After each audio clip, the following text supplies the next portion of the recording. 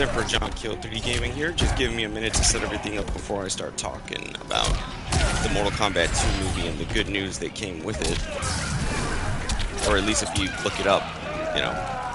Just let me set things up while there's gameplay footage in the background.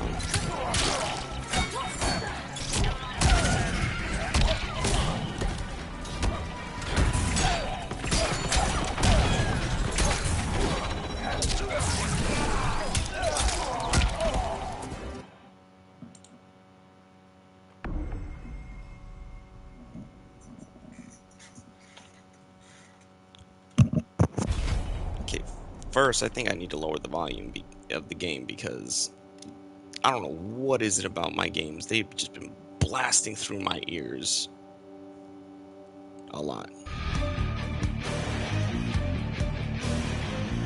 Nah, I don't need all that now. Ah, okay, here we go. So let me at least lower this to 50 so it doesn't blow my eardrums out.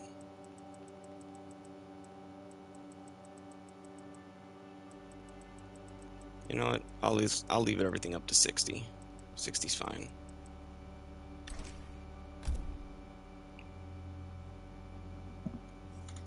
So in the, you know what? I'll have it.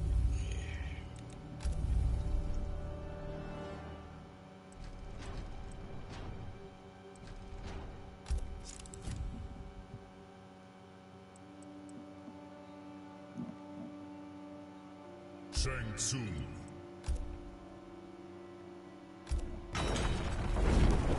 All right. So, I hope everybody's doing good today. Hope everyone's had a good day.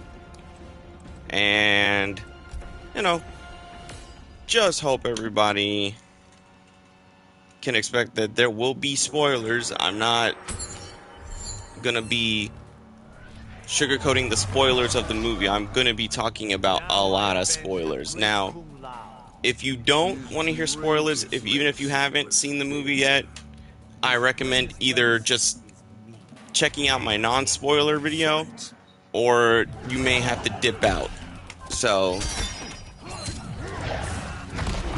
to start off with Mortal Kombat 2, at least to spoil how the movie goes, for the first time in a Mortal Kombat movie, we have never seen the invasion or, you know, how Edenia fell to the forces of Shao Kahn. And it was so different than what I thought the invasion would be. I expected a full-fledged, like, invasion army going into Edenia, and then both armies watching the battle between both Shao Kahn and King Jerrod. And that's what's different about this version, is that this time you see for the first time, because we've never seen King Jerrod and Shao Kahn ever battle each other throughout the movies. And King Jerrod, though he puts up a good fight in the movie, and Sindel kind of shows that she's more at least willing to fight back, versus in the original timeline, she committed suicide. I mean, Sindel has never been my favorite character at all. I really actually never really liked her character, so I could have cared less about the characterization here. But her characterization here, at least it's better, that it's more effective that she would be mind controlled versus being brought back to life after being suicidal. You know, that seems more of a better arc for her to be possessed and mind controlled, because it's within Shao Kahn's arsenal and things to do that, because a lot of people forget that Shao Kahn's a very powerful sorcerer. Now, the kicker in this movie is that Shao Kahn, of all people, they're looking for the amulet of Shinnok, which a lot of Mortal Kombat movies have been doing that. Or not movies, but games, where they focus a lot on Shinnok's amulet, which I get why they have to do that, because Shinnok is a big villain after Shao Kahn, after the whole original MK trilogy, and even in the MK reboot trilogy game that came out, MK9, everything really emphasizes that they will lead into battles against the Elder God Shinnok. So, if you look back at the way the structure of the movies were set up, the first movie, though not being a tournament, and after watching it a few times when it first came out, I understood that it was a gathering of the troops kind of film, preparing people for the tournament. Because if you really look at it, the Mortal Kombat 1 and 2 story, especially in the games, was kind of redundant. Because you have one game where it's solely about the tournament, and then the heroes win the tournament. There shouldn't be an invasion, right? But you have someone like Shao Kahn and Shang Tsung, two sorcerers that are willing to cheat the rules in order to make another tournament happen, like right back to back. In the confines of the video game, that's fine, but in the confines of a movie, audiences would seem it as redundant. As a matter of fact, hold on, give me 1 second. I had dropped my notes. I had a note right here that was actually important. Give me 1 second. Fatality. Shang Tsung wins. Okay, so anyway, yeah, this is the part that I wanted to mention. Then after that, we do see that they focused more on Johnny Cage and Kitana in this movie. I know a lot of people say Johnny Cage should have been the lead in the first film, but here's the question I pose. A lot of people say, oh, why can't we follow our favorite characters or anything like that? And what I would have to say is, do any one of us in reality actually identify with a man that can shoot lightning out of his hands? Can we identify with an Asian pacifist fighting monk that shoots fire? Do we relate to a military man with metal arms? A chick that throws fans in the form of martial arts? Do we? Because if we say we identify with any one of them, then we ourselves must be fucking crazy, because we can't do none of the things these characters can do. And for lack of a better word, I don't care, I'll die on the hill. I mean, I always successfully speak about how the fans failed Resident Evil Welcome to Raccoon City and why certain fans don't deserve to get the things they want. The existence of Cole is because of the stupidity of the modern audiences. I mean, for lack of a better word, because modern audiences always... Round 2, fight. You have to simplify things for them. And there's no, like, Mortal Kombat shouldn't really have to have been simplified to that degree. Like, you're simplifying something that's already very simple to follow. And if the modern audiences can't even follow something as simplistic as Mortal Kombat, then there's something wrong with their mentals. They're just dumb. But the structure of how the film handles the tournament is, it's both a combination of the first tournament, of the Shang Tsung tournament, and the second Outworld tournament, which was the rematch that would take place in Outworld. Every stage that we know from MK2 is here except for the Coliseum. They changed the style of the Coliseum, like the final battle that would take place in the Coliseum, to take place in a courtyard of where King Jared was defeated, which I get has more symbolism to Katana and makes more sense in the confines of the movie. It really falls to what works in a video game works in a video game, and what needs to work in a film, even if there's changes, only works in the confines and context of a film. Now, a lot of people don't seem to understand how movies today work, especially when it comes to getting more movies made of a franchise. Look at the 6 Resident Evil movies, the Mila Jovovich Alice movies, all 6 of those. They were failures. They failed each time, but yet they continued to make a sequel to each movie. But notice how it would take 4 or 5 years in between to make a sequel to each of those movies, because those movies either only just made their money back or they were bombs. The only reason they kept doing it is, I give the director this, he doesn't care what critics think. If more directors were visionary directors and not cared what critics think, they would be able to write what they need, because that's also the trouble you face taking feedback from the fandom. Because, for lack of a better word, the fandom doesn't always know what it wants either. It doesn't always know what's best, because every fan has their own version of what they think is best for a movie, best for a franchise, or best for anything, and it's different to the next person right next to him. No one fan can accurately depict what all fans would want in a film or a video game. It's just that's how, and then you run the risk at them overshadowing your vision as a director or writer.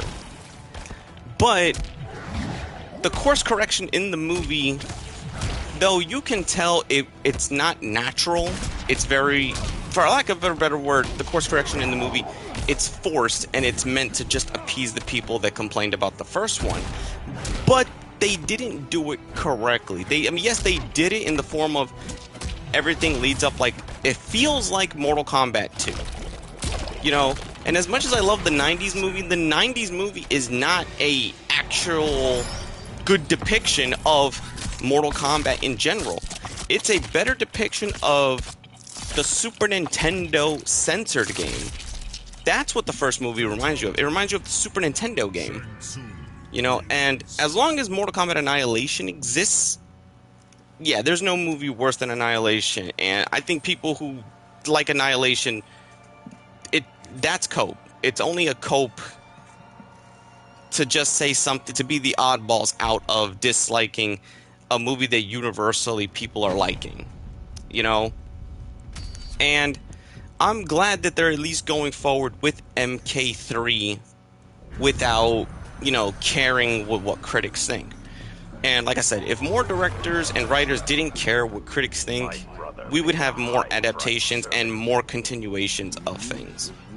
Now, the way the tournament in this one feels, it feels like you're actually watching a video game. The ladder, like you're going up the ladder bracket from the video games when you're going up the tower, it feels like you're watching characters go up the tower. Shao Kahn in this movie especially is he's more imposing in this movie and does more than he's ever done in any of the movies. Hell, he did more in this movie than he did in the Battle for the Realms movie. And before people say anything, yes, Mortal Kombat, Scorpion's Revenge, and Battle for the Realms, that's a side note. Those two movies alone, and even as bad as Battle of the Realms is, it's better than Annihilation and the 95 film. I'm just sorry. It is what it is, and if people don't like it, too bad. I don't change my thoughts and opinions for anybody. But what I wish they would have done is structured it more to not only please the fans, but to also please the people that were growing to some of the aspects of the first film. The way they killed Cole in this movie, it wasn't natural. They killed him. It was a petty way to kill him. You could, in fact, I would have reverted to where Shao Kahn would have killed Jax to show his true power. Because whether people liked Cole or not, I would not let them control the plans I would have for the character. And a lot of people misrepresent saying that he was like the champion of Mortal Kombat. No. He was clearly set up to just be the enemy of Sub-Zero and Noob Saibot before he was killed. And what they could easily do to retcon Cole's death going forward is, you're probably saying, oh, without his head you can't reconstitute him, or you can't this, or you can't that. There's 2 or 3 characters he can become if restored. Because Quan Chi was basically taken captive by Raiden and the Earthrealmers, so he would have no choice but to resurrect characters like Jax back to their full capabilities, back to who they were, just so they could feel, you know, just so everyone could be like, okay, these characters are not Revenants. Because Kung Lao, you can guarantee that he will come back, but it's either he might be back as a Revenant again, or he might be free. Who knows? Because you notice Liu Kang didn't do that much damage to Kung Lao's body except for just his torso area. So therefore he could probably be healed and resurrected and restored. And that's one of the best ways that could do it. Now, the 3 characters Cole could be. Besides, before we even talk about who the 3 characters that could undo basically the petty death that only was done to a PC. Here's the thing. I wouldn't have let those people control what had been done. I would have marketed it to make it seem like Cole was gonna die, but I would have bait and switch to be like, okay, everyone's already watched the movie. guess what? They think Cole was gonna die. I already have their ticket. Boom, Cole's still alive, but very badly beaten. See, this is how we could have did the Deadpool stage in the movie. You could have had Jax fight Shao Kahn very hard, like really gave him a one for his money. Then show the power of that immortal amulet that gives him that instant healing ability. And before a lot of people say, oh, Kahn can't heal, so yeah, in the video games he can. Why? Because in Mortal Kombat 9, after he's defeated and you get to MK2, it says that he was healing himself, but Quan Chi accelerated the healing to make him, you know, to be able to bring him back onto his feet. What you could have done here is Jax fight as hard as he possibly could and not have him thrown into the Deadpool. You could have had Jax, both his arms be quite literally disarmed, and then you could have did the hammer smash. Very reminiscent to what Havoc does to him in MK1 at the very end of that story before the Chaos Reign story. Now, having that would be restructured. I would have Cole fight a character like, let's say, Cyrax. I would have at least one of the cyborgs introduced and have him beaten to within an inch of his life, but one of the cyborgs, hell, actually, I wouldn't even have the cyborgs. I would have Cyrax and Sector as human formed. Cyrax defeats Cole, but doesn't kill him, but probably blinds him or beats him to a serious degree within his life.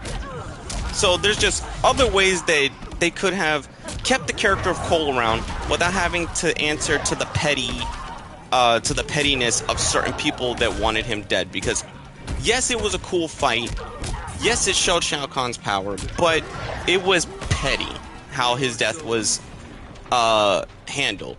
To literally have him do such a good fight and to just be flipped over and smash head once. There could have been other ways to write around that happening. Like, there really was. Could have did that.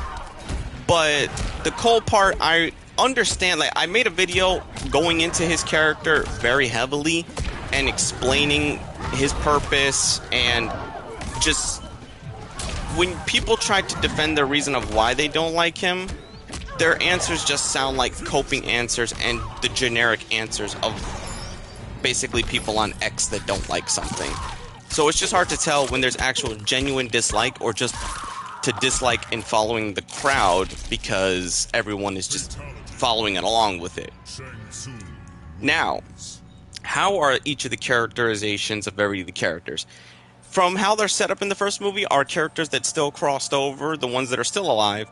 And then when we get into the conclusions, like characters like Jade, Katana, you know, Baraka, that was another one. See, I'm a fan, I don't care what people say, I'm a fan of Baraka being where the Tarkatans are more of a race slaved and only used by Shao Kahn, because Baraka was never really had a true character until later in the games, like when we got to like MK11, like 9, X11, and 1. Especially 1, a lot of people don't like MK1, but I think MK1 has the best interpretation of Baraka. And we get a little bit of there. We have old Baraka. Yes, he's the old savage warlord of the Tarkatans. But we have the whole aspect of he does what he does for the survival of his people, whether he likes it or not. Yes, he's a savage warrior, but he only wants to fight those that are worthy. He doesn't want to kill innocents. And you might think, oh, that's out of Baraka's character. Not really. Baraka did have a sense of honor, and he would at times fight with Earthrealmers against Outworld. You just have to know how to negotiate with him. And Johnny Cage fighting Baraka was one of the best ways to introduce Cage to all this wild craziness. The only thing is that the fight for Baraka, it's not a tournament fight. It's just an offhand fight, because earlier in the film, Kitana defeated Johnny Cage. And this is another cool part. It's how people are brought into the fights. It's almost like a level select screen. No, like Johnny Cage went to the bar to get away from Mortal Kombat, but if you're chosen, you're chosen. And they have like a little, for Earthrealmers, you get like a little blue aura, and for Outworlders, you get a little red aura, and then you be teleported to the arena. And then each of the characters in the film have character banter back and forth, kind of like the games. They'll have a beginning banter and an end banter if a fatality's not performed, but they even do the banter when the fatality's performed. So each of the fatalities in this movie are definitely a step up from the first film's fatalities. The only thing that these movies have that I think is not sitting well with the critics and sitting well with people who are supposed hardcore fans of the game is the restructuring of certain events and certain events being done differently. But that falls in the line of what works in a game may not always work for on screen.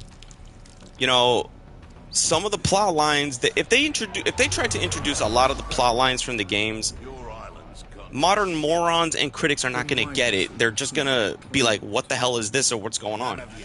That's the only reason the original 90s MK original movie worked. It was dumbed down significantly, like heavily dumbed down.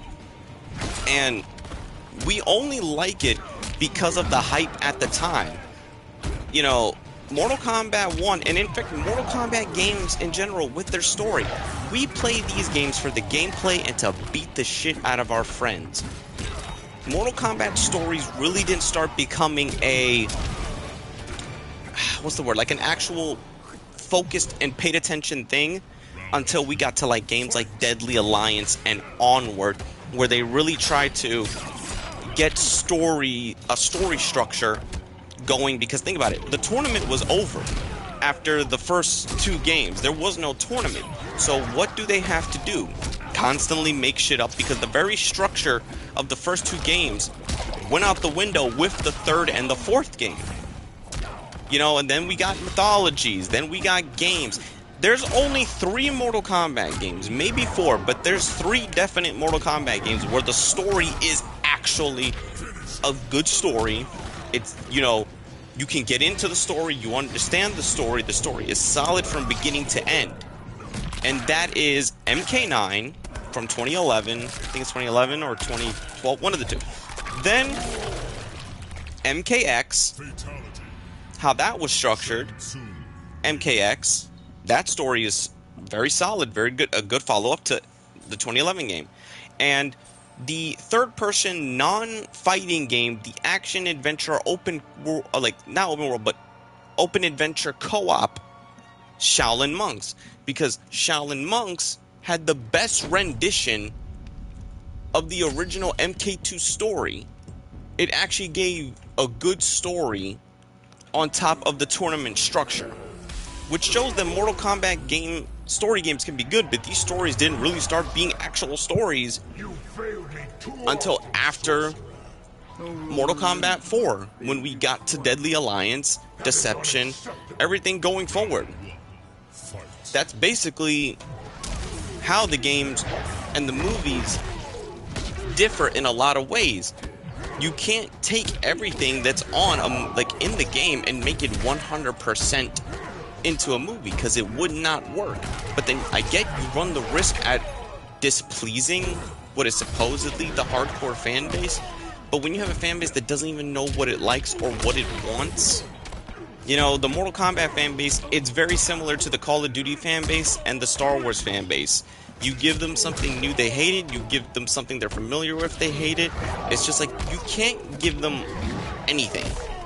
You know, sometimes fans of a series or a movie have to be their hands have to be held, and they sometimes have to be told no like a child, because not everything a fan thinks works. There's only so few fans that could actually come up with something that would please not only the fandom, but, you know, moviegoers as well, if a fan was able to do this. But even then, that would be difficult, because you would be running the risk at pissing off the fans.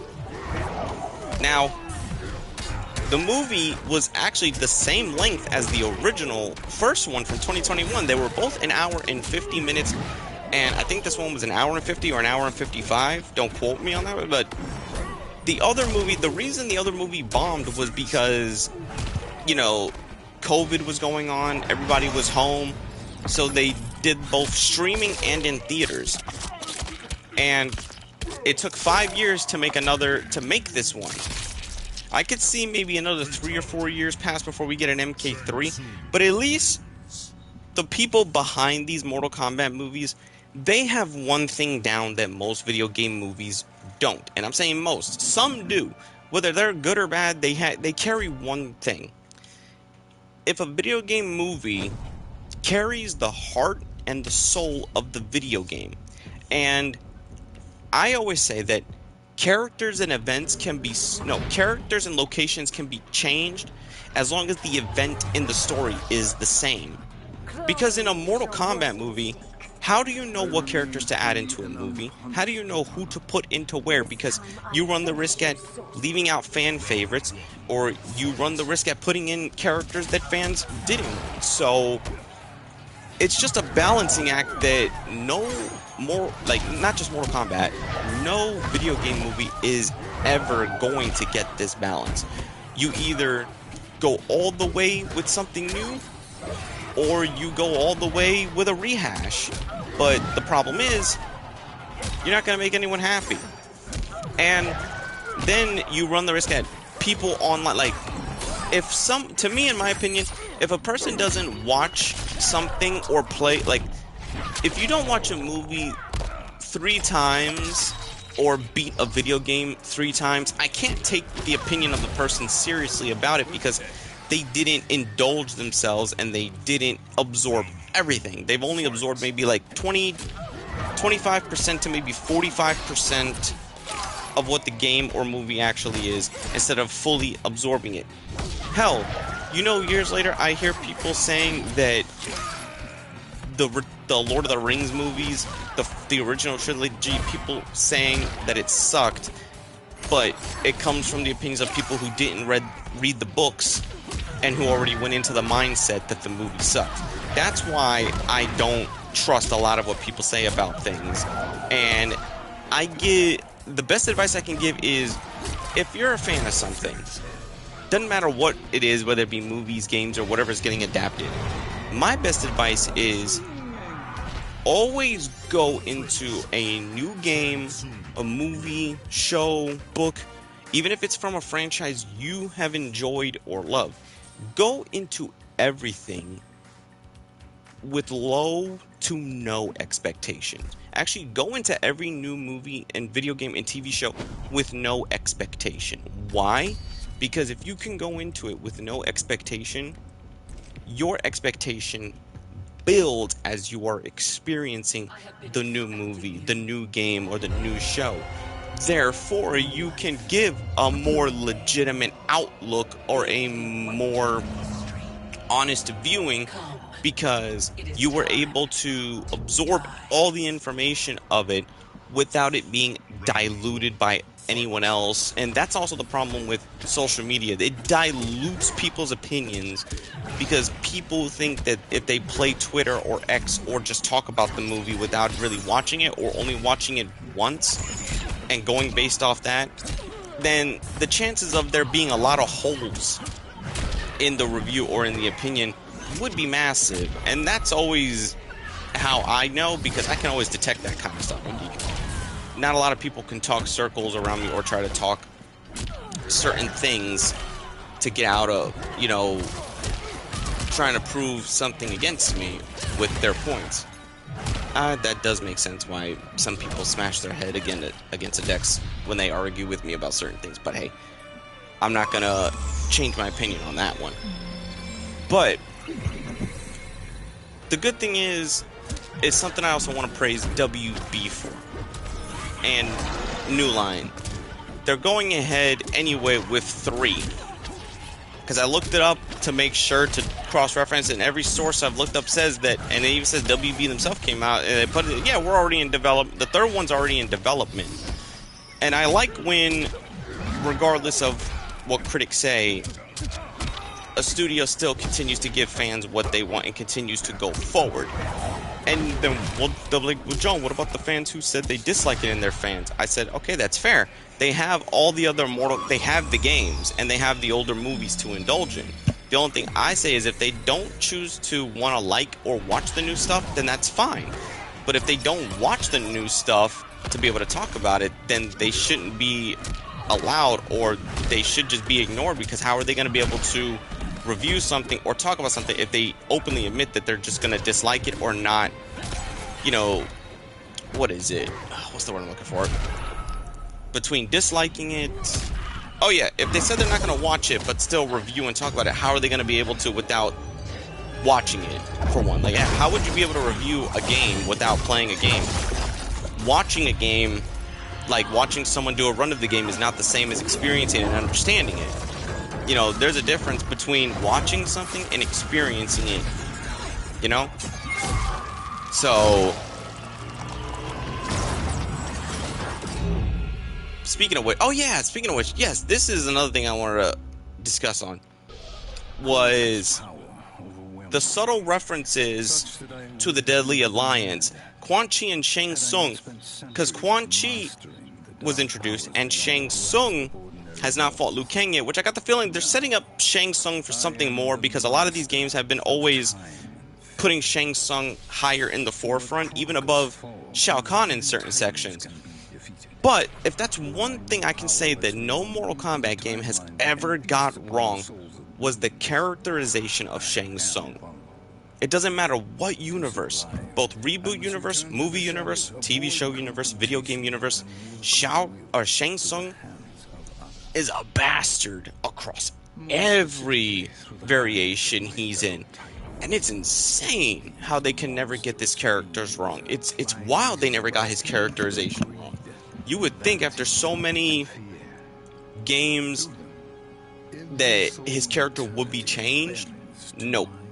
And sadly, I know the character of Shang Tsung will probably never be the same, or his characterization will never be changed again, because the characterization is based a lot of Cary Tagawa, and, you know, may he rest in peace because he passed away. He was the definitive Shang Tsung, and in the video game MK11, when they did that, he was Shang Tsung for that game. So Shang Tsung in this game, in the movie, is going after the amulet of, he gets the amulet for Shao Kahn, and of course they test the amulet's power against Cole by having Shao Kahn kill Cole. Now they also bring back another character, Kano, and you're probably wondering, Kano? They could just retcon people's death. But you know this is a death that everybody wanted undone. We all wanted Kano back. The guy who plays Kano is so damn good that they had to bring his character back from the dead just to please everybody. I mean, you don't think that's insane? That they had to bring a character back from the dead for the fans. But that just shows you that, yes, that's a characterization, or a character that was done completely right. You know, he was the highlight of the first movie. Let's just be real. Kano was the highlight of the 2021 movie. Bringing him back here, and they also bring back Bihan as Noob Saibot. And him being Noob Saibot, he doesn't pop up until the end, obviously, like Scorpion does. And I'm sure Scorpion, they're probably going to have it to where Scorpion, obviously he doesn't know that Cole is dead, because you would think he would flip shit because that's his, you know, descendant. They're probably going to have either Scorpion, the original Hanzo, retire and Cole become the next Scorpion, or Hellspectre, because it also gets into one of the three people that Cole can become if he's brought back. He will become either the new Scorpion, he will either become Kenshi, or he will become Ermac. You know, you could also bring back the character of King Jared and have his soul merged with Cole's to create Ermac. There's actually one character I'm surprised they didn't bring back from the dead, because a lot of people liked him, and you would think he would be brought back from the dead because one of his body was also taken, and the same with Melina, and that's Cabal. It's funny, the villains were the highlight of the first movie, where in the second movie the heroes are a highlight. It's crazy to think about that, but where I'm getting at is they pick and choose who they can bring back to life, and I get that they wanted to bring back Kano, but I was kind of disappointed that they didn't bring back Cole. Cabal. Another character I'm surprised they didn't bring back, because you would think that all the fallen champions, because the way Shang Tsung set up what he said was that death is another portal, and you saw each of the fallen bodies, where in this movie only 2 of those fallen bodies are brought back. Where are the other ones? What about Goro? This is another thing that I thought they would have done, but kind of glad they didn't, because it would have felt repetitive. Was we already had a 4-armed Shokan, which is the race of the Goros from. They're called Shokans or Shokins. I'm surprised they didn't introduce Kintaro. They could have brought Kintaro into this film, but to the audience, I get it would feel redundant. They would be like, wait a minute, is that just Goro but with leopard or lion stripes? Okay, I get where people would be coming from. They could have introduced Shiva, but they didn't. This is the one time in a Mortal Kombat movie I'm surprised that they didn't have a pre-final boss before the final boss. Because think about it, in all the games when you're going up the ladder, there's always a pre-boss. There would always be someone like Goro, Kintaro, Quan Chi. You know, in other games it was Shang Tsung. Other games always have a end, like a semi-end boss that leads you into the main fight or the main boss. The second movie, this one did not have that. It was Khan all the way. Shao Kahn did the fights. You didn't even help. Like I said, Shang Tsung and Quan Chi didn't even compete in the tournament. Which in a way, I'm glad that they don't have the super duper heavy hitters in the fight. In the fights, because the majority of the movie should be about the characters that have the bare minimum of power being able to still overcome and defeat these overwhelming odds. And some people were complaining that Kitana defeats Shao Kahn. Personally, I don't care, because in the video game's lore, it's always Shang Tsung and Liu Kang. Okay? He defeated Shao Kahn, yes, because he had to. It's not like he was destined to defeat Shao Kahn. Kitana was always destined to defeat Shao Kahn because A, he destroyed her realm. So only by right that she defeats him and takes the throne of Outworld. You know, Kitana also has one of the best characterizations in all the games, especially in the rebooted series where they actually gave her an opportunity to take control of Outworld and make things better for its people. So I'm not disappointed that she defeated Shao Kahn, because more so, if anybody else that's not Raiden or Liu Kang, she's the only other person who can do it. And that's also another thing, was that Raiden, they did an interesting take of Raiden's godhood ability being removed during the, because obviously he didn't fight in the tournament, because if you remember in the original games, and even in, I think, in the newer games, Raiden you cannot compete in the tournament unless you relinquish your immortality. He'll keep all his powers, but he would be vulnerable to being attacked, and it's the only way he can interfere in mortal affairs. I thought that what they were going to do was, when they took Raiden's immortality, his godhood, and put it into the amulet, which is what made Shao Kahn invincible, I thought Raiden would have been able to still get up and fight like a mortal, but he had all his powers and he would compete in the tournament. Like, he would probably fill in for Johnny Cage or something, because Johnny Cage was defeated. But they didn't do that. But the way Raiden losing his godhood and being out of the tournament still works too, because they managed to take away a heavy hitter. Now, when he did come back and he got his ass back up, the look of fear and holy shit, I know I fucked up, from Shang Tsung when Raiden hit him with that Superman electric fly. Oh man, I'm surprised you didn't hear it. That's another thing, they should have added it to the movie, but they didn't. But okay, at least in the movie we get the original Scorpion "get over here" scream. You know, the Ed Boon "get over here." You hear that in this movie. Now, like I said, I'm just kind of down that they didn't use the sound effect of go when Raiden attacked Shang Tsung, Now, another characterization I heard people kind of complain about, they don't complain about his design, because his design is actually very accurate and faithful to the games as far as the markings. Like, they actually went a step further. I like Quan Chi's aesthetic. Now, his characterization reminds me of Mortal Kombat Defender of the Realms, which was that poorly viewed but guilty pleasure Mortal Kombat animated series that they released, I think, around the time of Mortal Kombat 3, the game. I'm trying to remember when they released it. But I watched reruns of that show when it would come on, and then it was on the early days of streaming services, so I was able to see it. And I enjoyed it for what it was. It was entertaining me, but that's when Quan Chi was first introduced. And Quan Chi in that show was the villain that you would beat up, or when he would try to do a plan and his plan failed, he would be like, "Ah!" or kind of shit like that. This one reminds me of a more common, collected Quan Chi, but Quan Chi would throw a fit when he gets mad. You know, I'm just surprised nobody beat Quan Chi's ass in this movie, like, at all. I'm pretty sure they did when they captured him, because at the end of the movie, everyone has like this Avengers moment where they're all walking towards the screen, and then you can see obviously Quan Chi is held captive by I think Johnny Cage, Jade. That's another one. I don't fucking care if Jade is bald. This Jade actually had a personality.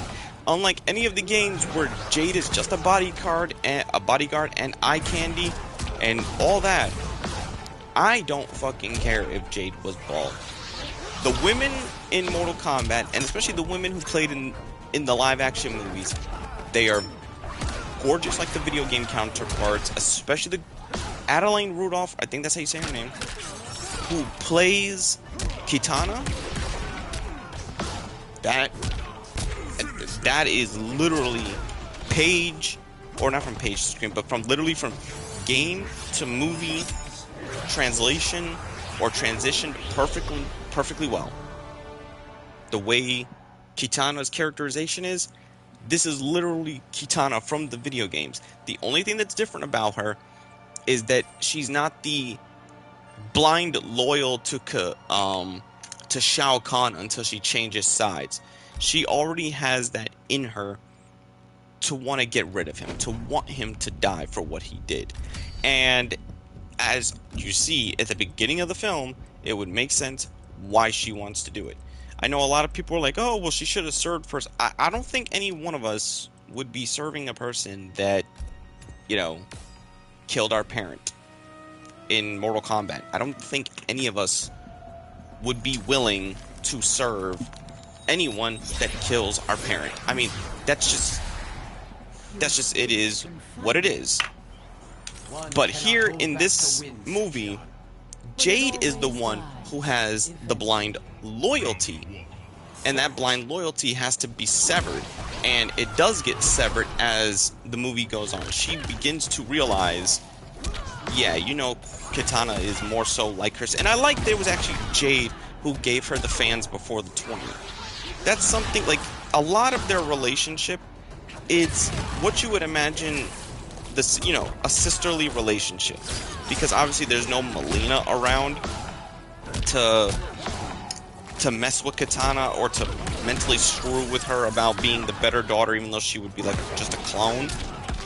I like that Melina is not a third factor in this thing. It's solely Kitana and Jade, and Jade becomes Kitana's full protector and bodyguard once Kitana becomes Empress of Outworld by the end of this movie. And what they do, a lot of this movie sets up a lot of key things that could happen in MK3. There's still quite a few routes they could do to still make it feel familiar to the third game, but despite the villain being different. Yes, Shao Kahn seemingly dies in this film, but there's one of three ways they could handle this. You could have Kahn pull his body double from Mortal Kombat Deadly Alliance, where Shang Tsung and Quan Chi believe they killed the real they killed the real Shao Kahn, but I think it was Goro or Kintaro that went to a place to hide with the real Shao Kahn until it was time to come out of hiding. That's another way that you can introduce Kintaro. Because if people are gonna be going into saying, oh, it's okay to add retcons and change things in the Mortal Kombat movie universe, well then the biggest retcon they could do would be to say that the Shao Kahn they fought, because we don't know what he did in between leaving the palace and getting to the town square to fight Liu Kang, Kitana, Sonya, you know, them. You could literally say he was strong enough to project a real, like a very powerful astral projection of himself that was strong enough to, because notice, that Shao Kahn didn't use a lot of powers. He used some powers, and a lot of the powers you see Shao Kahn use from the games are here. The only one he did not do, which I'm kind of glad because it would have triggered the shit out of me, is his infinite spear throw, or that spam spear throw. But he does the shoulder bash, he does the hammer swings, he does the whole, you know, beating the shit out of you. They should have had him talk a lot more shit, but I get they go with the more imposing Shao Kahn where he's like, I only need to say a few words and you understand my objective and you understand what I say is law.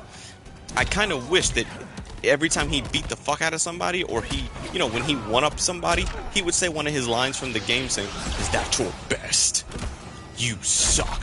Don't make me laugh. Like, I wish he would have said stuff like that, but the banter they gave him to say to characters like, I hope your ancestors are watching when I kill you, you know, da-da-da. It's very, you know, Shao Kahn-ish, but I would like for them to bring the ridiculous lines over. But it's another case of, yes, what works in a video game would not work in the confines of a film. Now, overall, Mortal Kombat 2, at least to the public eye, it's seen as a mixed bag. A lot of the fans like it. A lot of the haters, of course, are going to bash on it, and a lot of the critics always don't know how to review anything that isn't woke or full of messaging. So what needs to go forward for Mortal Kombat 3 is just continue with what worked in this movie and focus on that going forward, you know. But they need to undo certain things that were done, because what they did in the second movie really disjoints the 2021 movie. Like, if they were going to do all the stuff they were going to do, then this movie should have been the first Mortal Kombat movie. Should have been MK1. But you kind of get why that you have to start with something small before you get to something bigger and more, you know, grandiose. And there's still, like, a lot that can be improved on, but it's rare that we ever get like a third continuation, and Mortal Kombat deserves to have a solid trilogy. You know, we don't really get a solid either trilogy, or hell, sometimes we rarely even get a good duology in games. And I just don't think, honestly, that going forward, they've already listened to enough of what the fans wanted, but I think they honestly should just not listen to them going forward. They already made the changes that were needed to be made, but I would not let, like, my vision as a director be overshadowed by the complaints of other people. Because if you let too many people overshadow or complain, it just ruins your vision, because you have to adjust and accommodate that vision based on what people's fifis are. And I couldn't do that as a director. I just couldn't. I would do enough, yes, but I wouldn't let it overshadow, if that makes any sense. You will be kept waiting, devil. Round one, fight. Now, the only person who I'm waiting for his opinion, because he's waiting for it to come to a free movie site, is my co-host Keo. He's probably busy, which is why he couldn't be here, and he didn't see it yet. Unlike where me and him, we saw the 2021 movie and we were able to go over it. He didn't like the movie, like he didn't love it, the 2021 one, But he's the one who understood that this is a gathering of the troops tournament, like building up to the tournament. And he knows that's done because of basically the common slowness of the modern audiences. But I think now that the sequel fully leans into the video games, and it fully leans into what makes Mortal Kombat, the third movie can just go all ham with the wildness, the craziness, the wackiness, like fully everything. I mean, people love Kano. Do you understand how much Kano's character breaks the overall vibe of the movie, or breaks the important tension, or breaks a lot of the freaking build up because he doesn't know how to shut the fuck up? But you see how that works for the movie? It doesn't really work all that much in the games because Kano barely gets a lot of screen time outside of certain things. But here, notice how he's immediately brought back to life because they're like, wait a minute, people love him. We need to bring him back.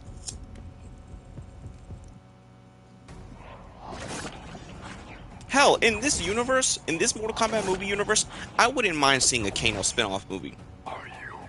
Because there's talks that if people like the second movie, that after the trilogy that they would make 2 more movies to make it a full 5 films.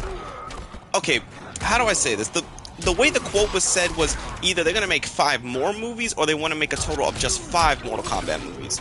And the best way I think you could do that is if you make Mortal Kombat 1 through 4 based on the first 4, or at least reminiscing of the first 4 games when it comes to dealing with Shang Tsung, Shao Kahn, and Shinnok. Then I would honestly say, do 1 or maybe 2 spin-off movies, like Shaolin Monks, or you could actually create a in-universe version, this movie's universe version of Mortal Kombat Mythology Sub-Zero, by going into the background of Bi-Han and what made Bi-Han such an evil bastard. And I think you could really you could retroactively fit an adaptation of Mythology Sub-Zero and showing why Quan Chi would choose Bi-Han to be this undead revenant noob Cybot, and you could introduce the elements of what brings Shinnok forth. I think a Mortal Kombat Mythologies Sub-Zero movie could really work in this live-action universe. It could. You can explore his beef with Hanzo and the Shirai Ryu. We could get a glimpse briefly at the human Hanzo. You can introduce Kuai Liang. You can introduce the Grand Master. You can introduce why Bi-Han sides with Outworld. There's a lot of things that you could do. And the potential is there. It's just that you have to either have the right people to write it and make it to where even both the gamer and the average moviegoer could love the movie. Bring your brother to Kronika. The dead are my clan. And with the third movie being inevitable, this is where I think we need to go with an MK3 movie. So, first let's just go over how this is structured. The tournament is won. Earthrealm, you cannot invade Earthrealm. At least you cannot invade it fairly. Shang Tsung is somewhere right now because after Raiden Lightning Bolt him, we don't know where he's at. Quan Chi is held captive. Right now, Kitana is Outworld's Khan. The amulet of Shinnok is still a problem. So, you have a lot. And then where's Liu Kang? That's another thing. That's another fucking thing. I like Ludi Lin as Liu Kang. He might not be the main character, but I enjoy Ludi Lin as Liu Kang. And I got the feeling they're setting him up for something bigger. I can tell they're not gonna make him Fire God Liu Kang in the movies. They're probably gonna make him the next God of Earthrealm. And what do I mean by that? You could set this up to where Raiden could be the one that loses his life to defeat his father Shinnok in a third movie, and to have Raiden ascend to being an actual like big elder god, like a full god above, Earth, the Earthrealmers and all that. Have him choose Liu Kang as his successor. That's the way that you could set that up. And I think it would work very well if done that way. But then you have to think about, what is the threat of Shinnok going to be? I think Shinnok will attempt to attack Outworld and Earthrealm. But you can have Shao Kahn return with an army to also... I think they have to bring... They would have to do the invasion of Earth, but instead of it just being Outworld versus Earthrealm, it will be a trifecta war between Outworld and Katana's armies, if she builds enough by that time. You have Earthrealm and its defenders versus the Netherrealm and whatever armies that Shao Kahn brings into the fold. So there won't be a tournament. You can't have a tournament structure going forward. It has to be an invasion. That's how the film needs to be. It needs to be a trifecta war invasion between three, or at least between two forces. So you have two forces defending the realms, and you have two forces trying to attack the realms. But those two forces are also at war with each other because Shao Kahn and Shinnok, even in the games, don't fucking like each other and have beef with each other. This is where, when you bring Shinnok as a villain, like, you have to really bring in more of the realms also. I would like to see a lot of characters from the 3D era be introduced in the third movie. Because the first two movies focused on characters classic to the first two games, which is fair. But I think they need to start introducing characters that were more popular from the 3D era, because then that at least helps gamers or viewers that grew up from the 3D era versus the 90s era, that grew up with Mortal Kombat like Deadly Alliance, Deception, Armageddon, all those, like Shaolin Monks, all those. You bring in characters from that era. That's where I think they bring, like, I would love to see Nightwolf. Honestly, I wish for MK3, I hope in MK3 that they open, that they bring two characters. I want two characters from MK3. I want Smoke and I want Nightwolf in the third film. Smoke is one of my favorite characters, and I heard he was supposed to be in one of these two movies. He was supposed to be in both of them, but he wasn't. So I hope that he's introduced. Now, should they go with the Smoke as a good guy, or Cyber Smoke and have him join, like, should the movie universe introduce Noob and Smoke as as that dark double duo? I don't know. Because Mortal Kombat has an issue with, also, there's so many characters. Who can you decide to put in the next movie? And what characters to focus on? I mean, I heard that the writer of the movies said that all the stuff that people didn't like in the first one will be ignored going forward, like something like the Arcana and all that, which is funny how Arcana is just another name for the energy and powers. And it's funny how, without calling it Arcana, all the power bars and energy stuff in the Mortal Kombat games would be considered Arcana. It's just mechanics from the game with a different name.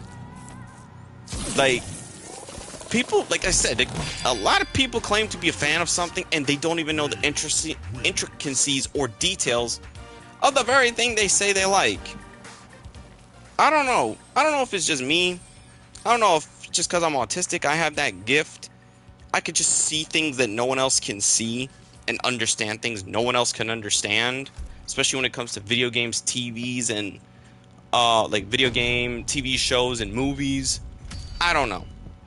I mean, I'm glad that I can view things differently, because if I viewed things the way people view it, not like the way critics and all that view it, I would be boring. It's cause you suck. Kyo, don't get your ass beat like you did last time on this game, because even when you switched it to the AI, you still got your ass torn up. Are you just upset about those switch beatings? Motherfucker.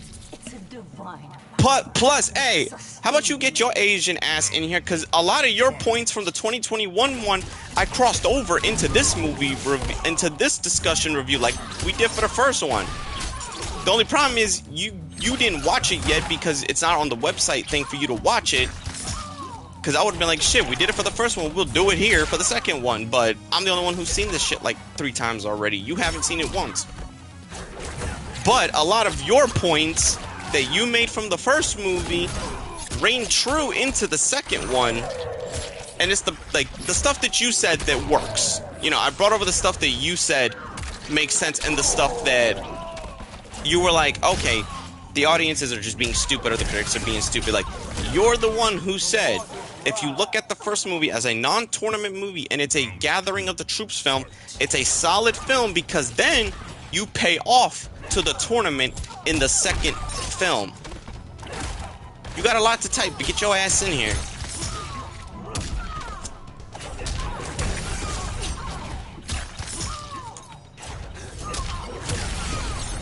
I mean, come on. I was always right about Star Wars. Mortal Kombat about to be round 2. Whoa, buddy! I'm sorry, are you getting flashbacks? Bastard. Yeah, you're getting flashbacks, that's all it is.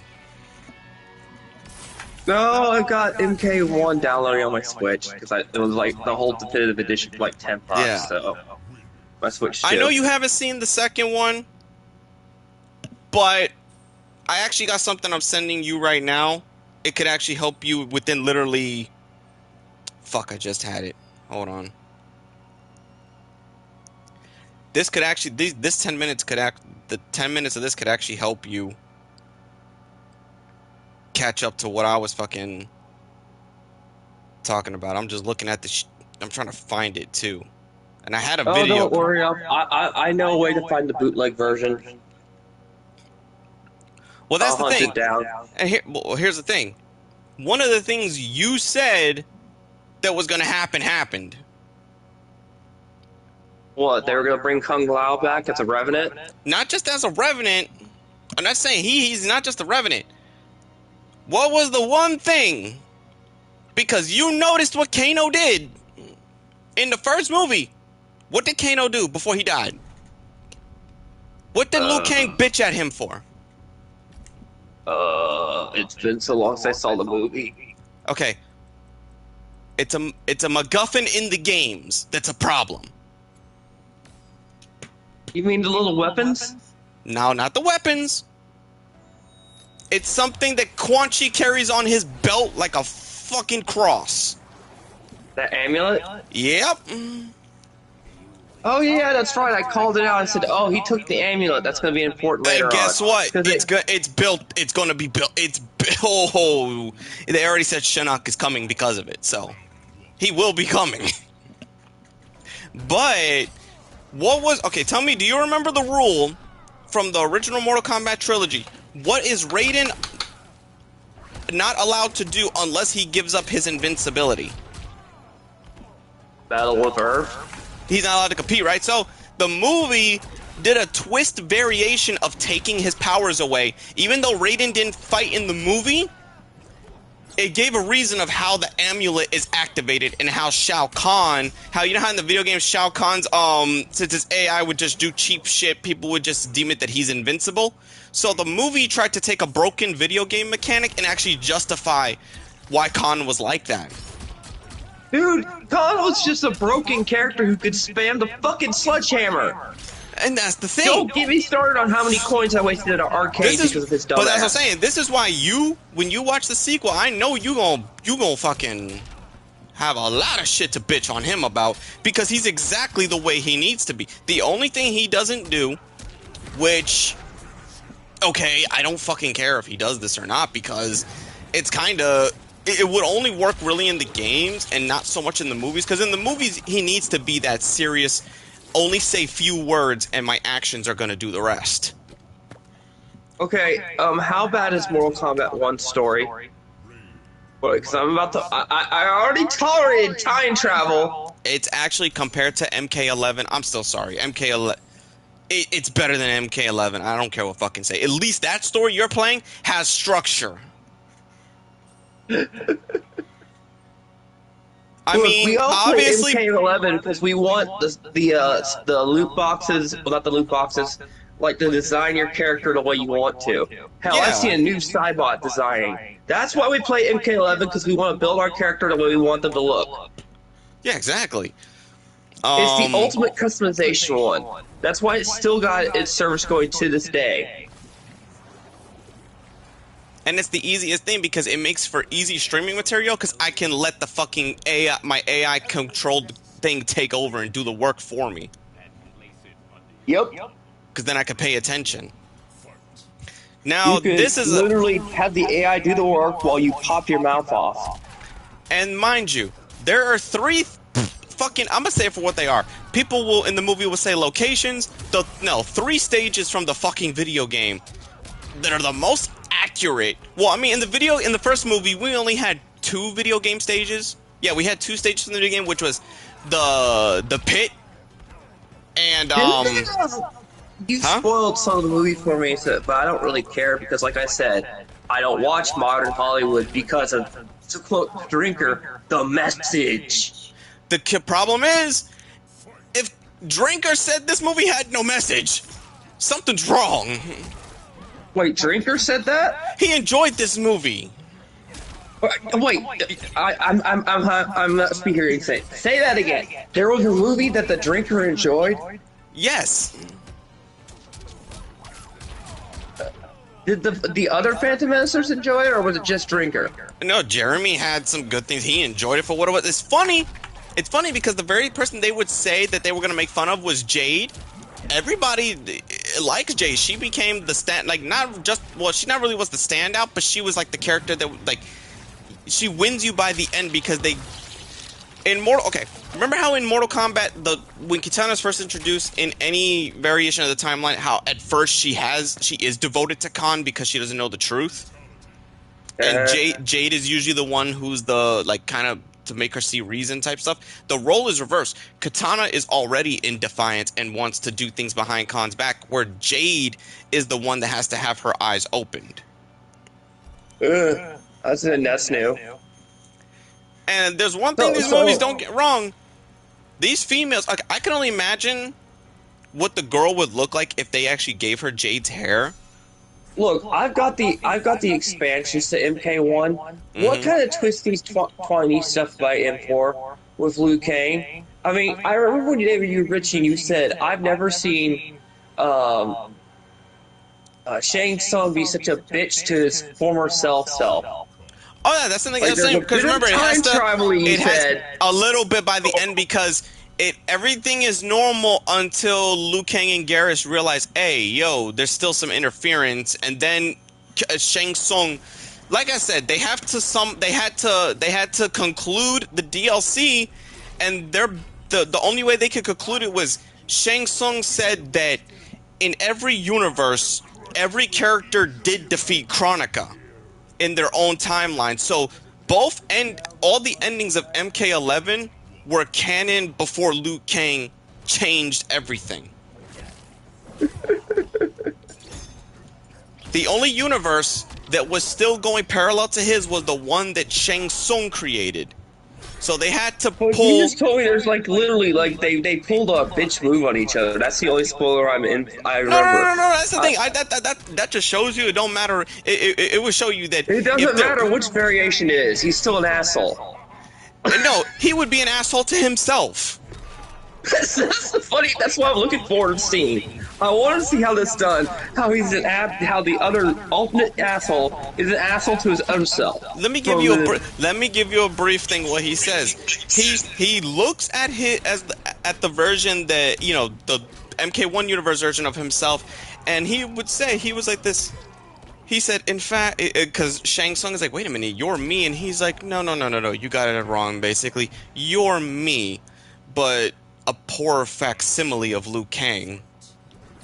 He's like, basically, he said, just because Liu Kang made you, you're lesser than me. So because this Shang Tsung, see the MK1 Shang Tsung, he becomes Mortal Kombat movie 1 Shang Tsung in a way. He becomes like that, where Shang for huh? that one 16 back, I can't hear you. What the hell? Did they bring back the guy who died for MK1 when the alternate Shang Tsung comes in there, or the MK11 Shang Tsung comes in there? That was in MK11.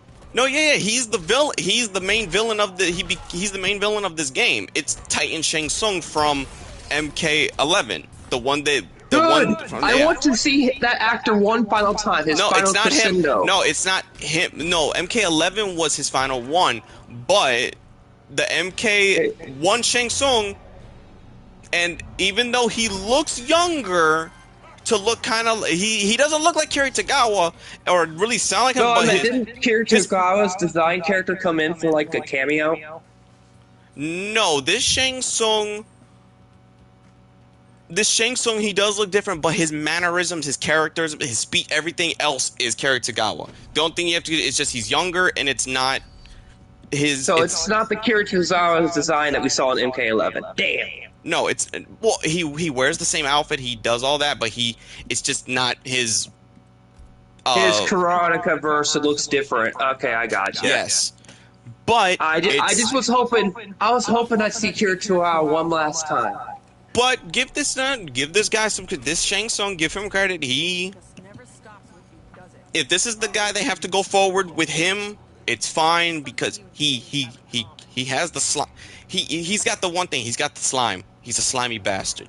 He's got that down. I don't know if they'll continue the MK stories after how bad MK1 flopped.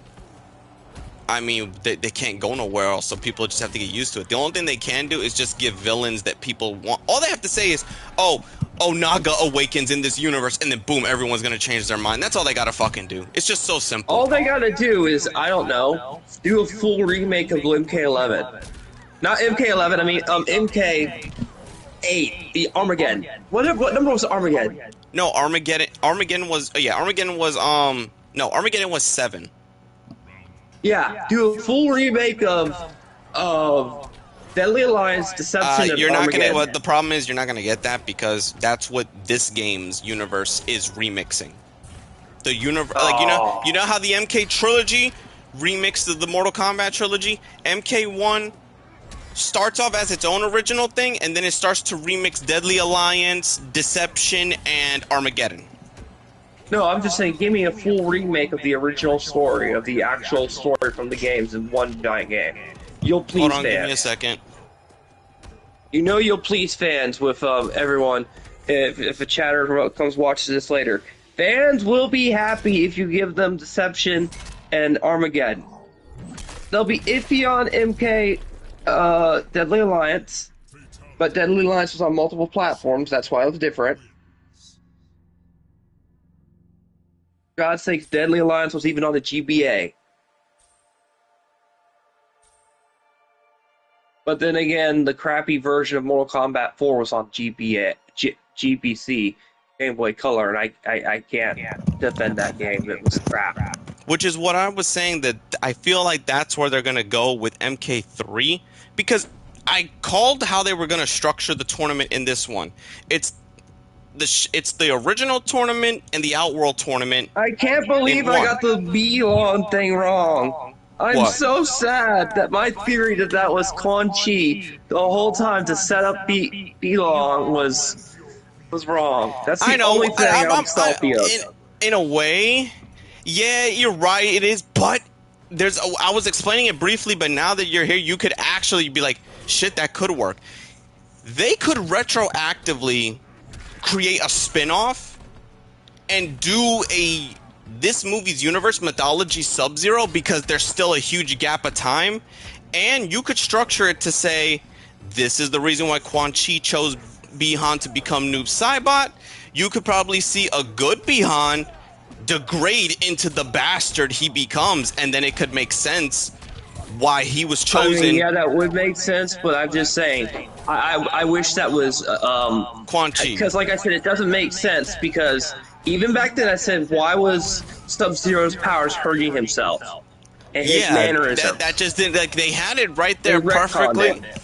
Yeah, I mean, the thing is that they retconned too many things to make people happy. And the problem is, if you watch this movie, you don't no longer need to watch the first one, which kind of destroys the first one. And the thing is, the way they handled I got a question. What? Since everyone's looking forward to the new Resident Evil movie, I'm going to deviate a little bit. Would you like me to send you a review? I saw someone review, a woke leftist review, Resident Evil Welcome to Raccoon City. Oh, God. Would you like me to send you that review so you can rip it apart for a stream special like this? More than likely, I'll do that while doing more rounds of fucking, what's it called? So, yeah. I'll send it to you later. Everyone, just look forward to one of these days a rant on, because we do need to revisit Raccoon City. Whatever they say, we have to revisit it. My brain ain't gonna days. change, because I watch it. I actively go on Hulu to fucking watch it while I'll be playing Resident Evil. So I've watched it consistently, like, 3 to 4 times within the past few months. I need to see it again, you know what I mean? Because I watched it once. So to refresh my memory, after you watch this woke leftist's take on it, you'll have to cause some of me on Discord, rant on me, and I'll go watch it again one more time to refresh my memory. Yeah. Because one of the things he ranted on, which I forgot because, again, I blanked out that movie, because if anybody remembers, I'm deviating Resident Evil because, let's just face it, Resident Evil and Mortal Kombat face the same damn problem. Their fans are zealots. Exactly. And sometimes listening So, to them doesn't always bode well. So their fans are just as toxic as each other. So I'm going to go back to Mortal Kombat after I say one thing. The reason I kind of retconned Welcome Raccoon City after my mind, I forgot a lot about it, even though I remember enjoying it some, was because right after that, Black Wesker came. Yep. Remember? It was like a month after that movie came out. The Netflix. The Netflix special came. We were bitching on that so hard on. Oh, I was on one mad. stream. I was mad. Okay, so I forgot Jill was black in that movie. In the Welcome to Raccoon. Welcome to Raccoon City. Well, actually, the chick is Yeah. the chick's Latina. Not Is just black, she's like dark. Latino. She's just Latino, dark. my She's bad. just got that real dark Latin skin. She's Latino. My bad. I got it mixed up. But Yeah. because the woke leftist was tearing it apart, and I was laughing my head off. But anyway, back to MK11. Let's look forward, chat, to a revisit of Welcome to Raccoon City, since there's going to be a new and Resident also, Evil movie you coming know out. who they brought back to the reason why they brought Quan Chi into this movie was an excuse, because remember how at the end of the 2021 all the bodies were covered by the shadow that teleported them away? It was 2020 because it was COVID era. It technically, but it's still dated 2021, October 2021. God damn, really? They oh. I remember being stuck in my house during COVID era. That was the only good thing to watch. Next to that, I suffered Last of Us 2. Yeah. I'm going to tell you a funny story just for saying it. I got to laugh at my family when I saw them last time because my brother didn't know about the Joel death. And he saw the Netflix show. And he was pissed with the golf club. And I was laughing actually, at him. I was like, you stupid idiot, you didn't know of it? You have a PS5. You could have played the PS5 Last of Us 2 game. Crappy game. I said this earlier before you was even paying, like even popped into the chat. But let's face it, everyone. Mortal Kombat fans and Resident Evil fans will never be satisfied with whatever we get. Ever. The holy grail, they will always look upon Mortal Kombat 1998 as the holy grail of 95. all adaptations. Even though I ripped that movie to shreds, I said in a review I used to make a long time ago before I privated a lot of my videos because YouTube was because of stuff that happened. I was not nice to that movie. I said they had a self-insert Cole character, which was Liu Kang's brother, and the black martial artist, and no one complains about that. Yeah, in They the created original two OCs. in the original movie, there was 2 OCs, and when we got to the video games, there's 2 video games with 2 OCs. Well, yeah, but that's the Dagon on them. But I'm referring to in the movie, people just glaze over that fact that that's it. The reason Liu Kang enters the tournament is because his OC brother dies. Which his original motive was just, no, he was the chosen one. Raiden trained him because he's the descendant of Kung Lao. Liu Kang was already prepared for his destiny. He was just waiting for the tournament. Yeah, exactly. So people, glazers, all look over this fact, giant, big neon flaw. No, the Mortal Kombat 90s movie, it's a good adaptation of the Super Nintendo game. The censored video game. It's a good adaptation of that. But it's not... it suffers all the problems, the blueprint problems that Mortal Kombat 2021 has. Mm-hmm. Just like the Cole thing... Why are they mad about Cole when the original Mortal Kombat? And I'm going to bring that up because I've watched that multiple times. I own it. When I explained to you what happened to him, it was done in a petty. The way he was handled in the movie, it was petty. This was not a genuine way for him to go out. It was only done to shut people up, but it's already set up for his return anyway. So that's a sneaky way of saying, okay, he died. Guess what? You saw him die. I gave you what you wanted. He could still be brought back. So that can't be stopped. Yeah, but still, I wouldn't have killed him from the get-go. That's one thing I would have changed in the movie. They chose the wrong character to show Shao Kahn's power. I would have chose Jax. People don't want to kill. No, I'm not going to go down that route. I'm going to be. No. When you see the fight later in the film, Jax gave fucking. Huh? I got a question. From what I understand, and I've talked to multiple people who saw the movie, they said they did a structure buildup of the tension leading to Shao Kahn right. You had Noob Saibot, who was a badass. It took everybody to beat Noob Saibot. Oh, then Noob Saibot appears. Noob Saibot take people to the fucking beats. He took people. Like I said, and it took the oddball amount of people, like the weird kind of characters to take him out, but it was done. I mean, one of them was Scorpion. Obviously, that's not odd because when he found out Bihan was back, he said, "That's it. I'm leaving Elysium." I'm just saying. I understand. I heard the structure was amazing on that fact that they built up. They put a mid boss, which was Noob Saibot, and everybody had to gang up on this dude because he was built up properly. Then they bring in Shao Kahn, where you have Liu Kang and the people that are supposed to fight him. And then you had, what is it? Did you say who was the final one? They built up the 3-step boss fight correctly, the 3 phases correctly. Well, the bosses, I'm saying, but the bosses were defeated at the same time, so the final battle was like simultaneous. Yeah, but they did it correctly as a structured fight. Now that you could tell they're building up Shang Tsung for something because him and Liu Kang have not fought yet, and they have beef. Here's a good question.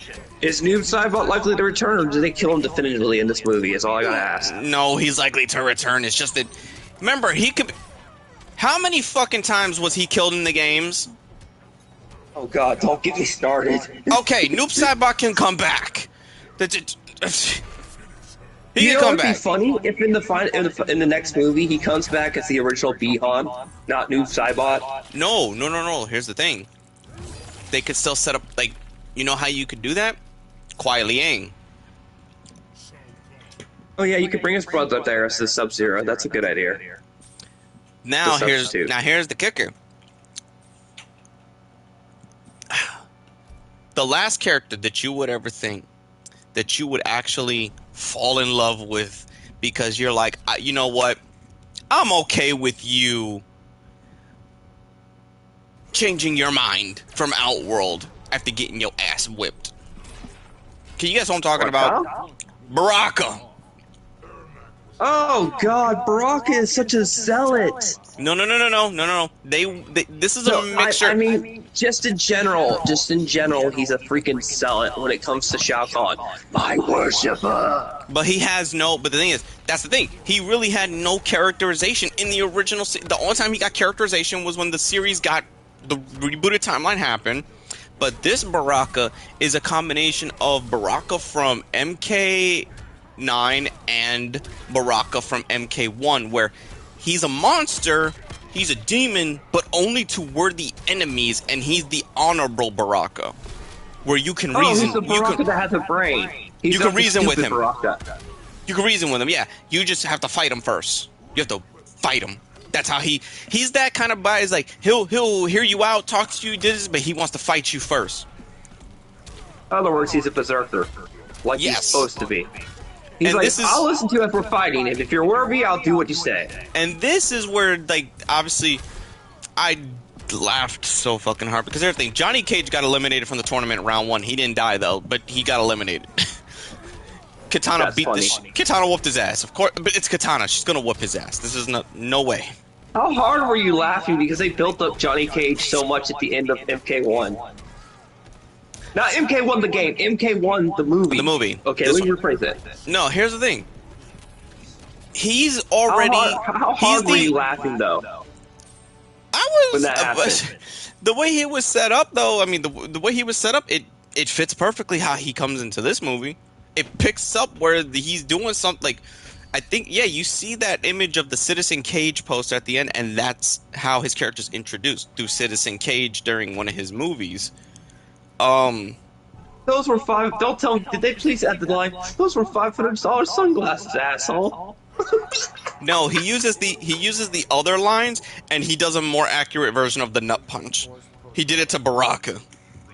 I'm sorry, that was one of my favorite lines from the original 1998 film, when Goro steps on his sunglasses and goes, those were $500 And here's sunglasses. look, I know this is a hot... And those of you who don't know, back in 1998, someone owning a $500 sunglasses, you had to be super rich, and me and my brother saw that in theater, and we were just like, why would you pay $500 for sunglasses that you can get for $20?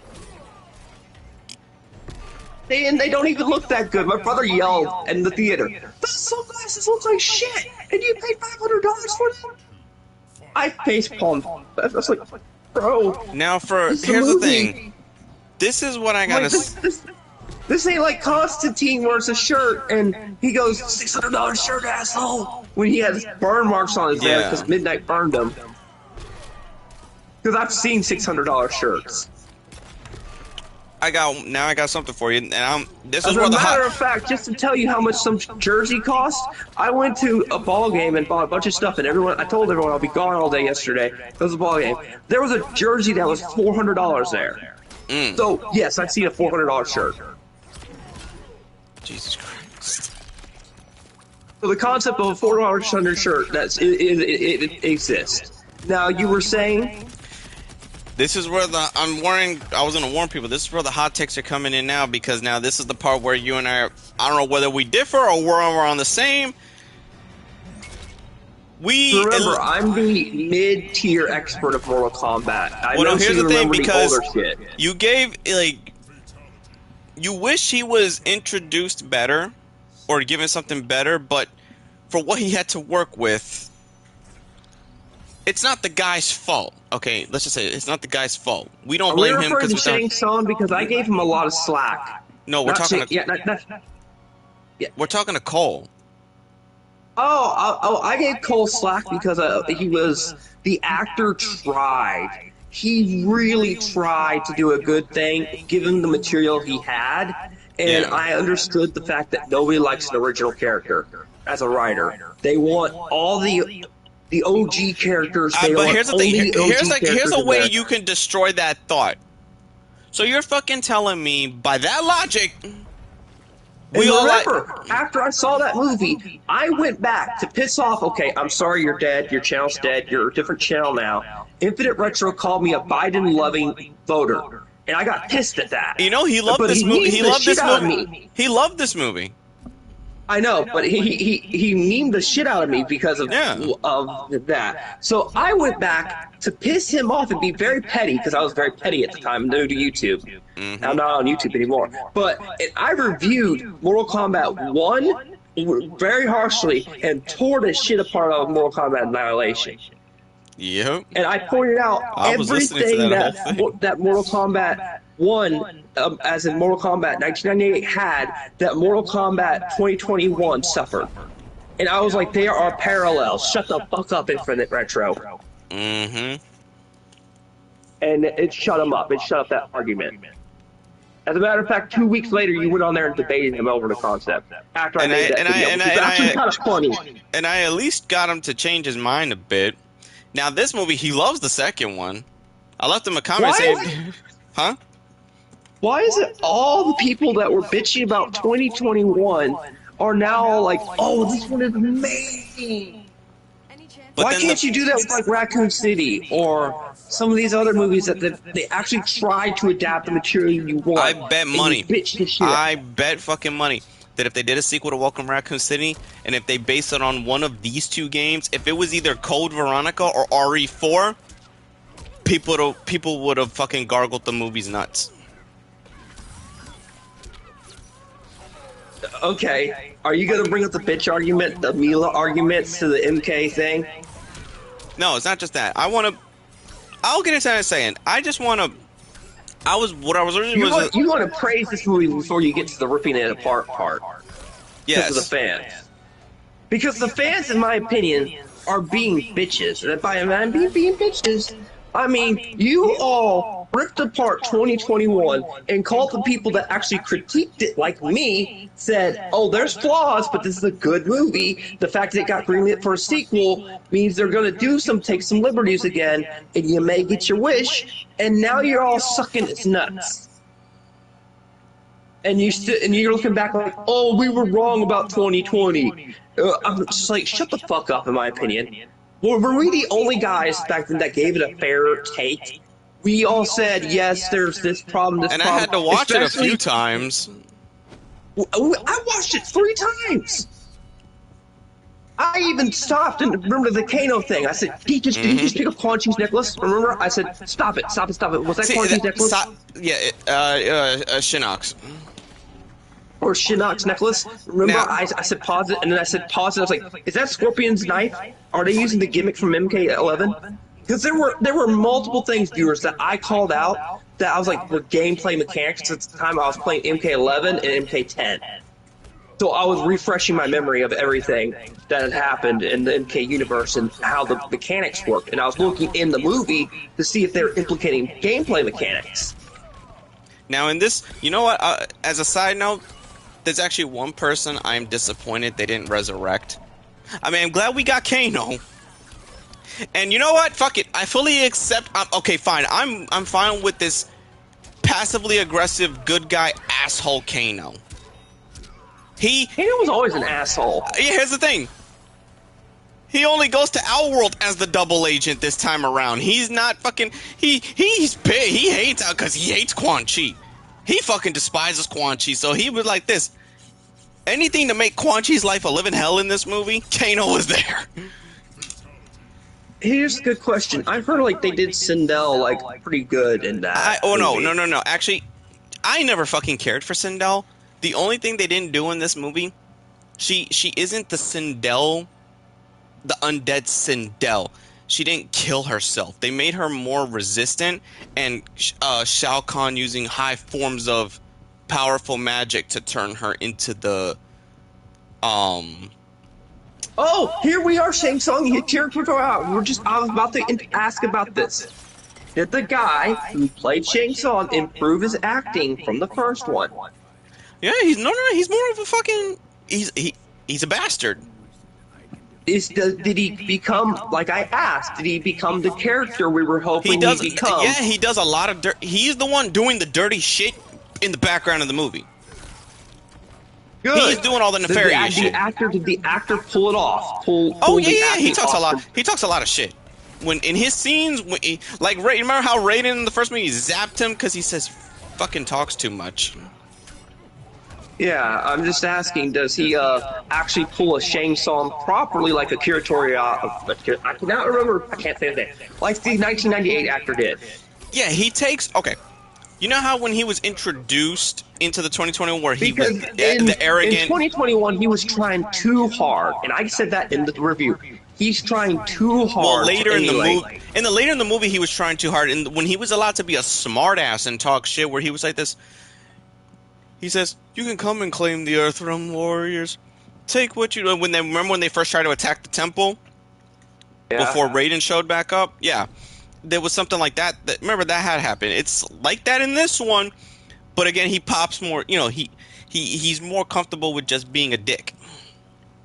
So does the new actor pull off being a dick pretty good without trying to emulate the original guy? Yeah, he doesn't need to be. He doesn't need to be Karatagawa. Because remember, in the first, and I will point this out, he was trying so hard body language-wise, talk-wise, because those were some big shoes to fill. Even, you know, the guy when he was alive said that's a really hard role you're going to have to fill. I didn't realize that he's the Chinese guy from The Dark Knight. So, the one Joker burned on the pile saying, "I'm only burning my half." Yeah, so I'm kind of glad that he fulfilled he did a good job this time. He didn't spend the time trying to emulate that guy so hard and put a spin on it. That he actually bothered to put his own spin on the character, like the actor who played him originally said. Dude, you're not me. Because this was actually something he said in an interview, I believe, back then, in 2021, to the guy. He's like, you're not me. Please put your own spin on it. Try to be me. And then now Did he say that in an interview? No, but he didn't say it in a way. It's not. He was like trying to. He was like, you could try to be your own Shang Tsung, and now that this guy is more like his own Shang Tsung, you're like, okay, yeah, he's a dickhead one. He reminds you of MK9 Shang, the one that he talks a lot, especially when he got rejuvenized in the Mortal Kombat 2 section, like the beginning of the middle chapters where Raiden and Jax were talking, and fucking he summons the Tarkatans to attack the camp, and he's talking shit, saying, "I proposed the second hour." A second Outworld tournament, like the ponytail Shang Tsung, he acts like that one. Okay, I'm just saying. I'm hoping the actor, when I see it, finally does his own thing, because the guy told him, "You need to stop emulating me. That was your big flaw." I think that was his feedback to him. You know, because it's okay to try to emulate him, but don't go so hard, because people were so hard on him. He doesn't emulate. He doesn't emulate or imitate the "your soul is mine" in this movie either. He does his own type of shit with his powers. Good. I'm looking for. That's one of the actors I want to see how they do, because he's the one I'm interested in seeing the most. Okay, because here's remember, the thing. even in 2021, I was interested in seeing how are they going to portray him since it's not him. And by the way, we got the final DLC shortly after the movie came in MK11, which had, you know, the guy, I can't think of his name, because freaking who's in everything.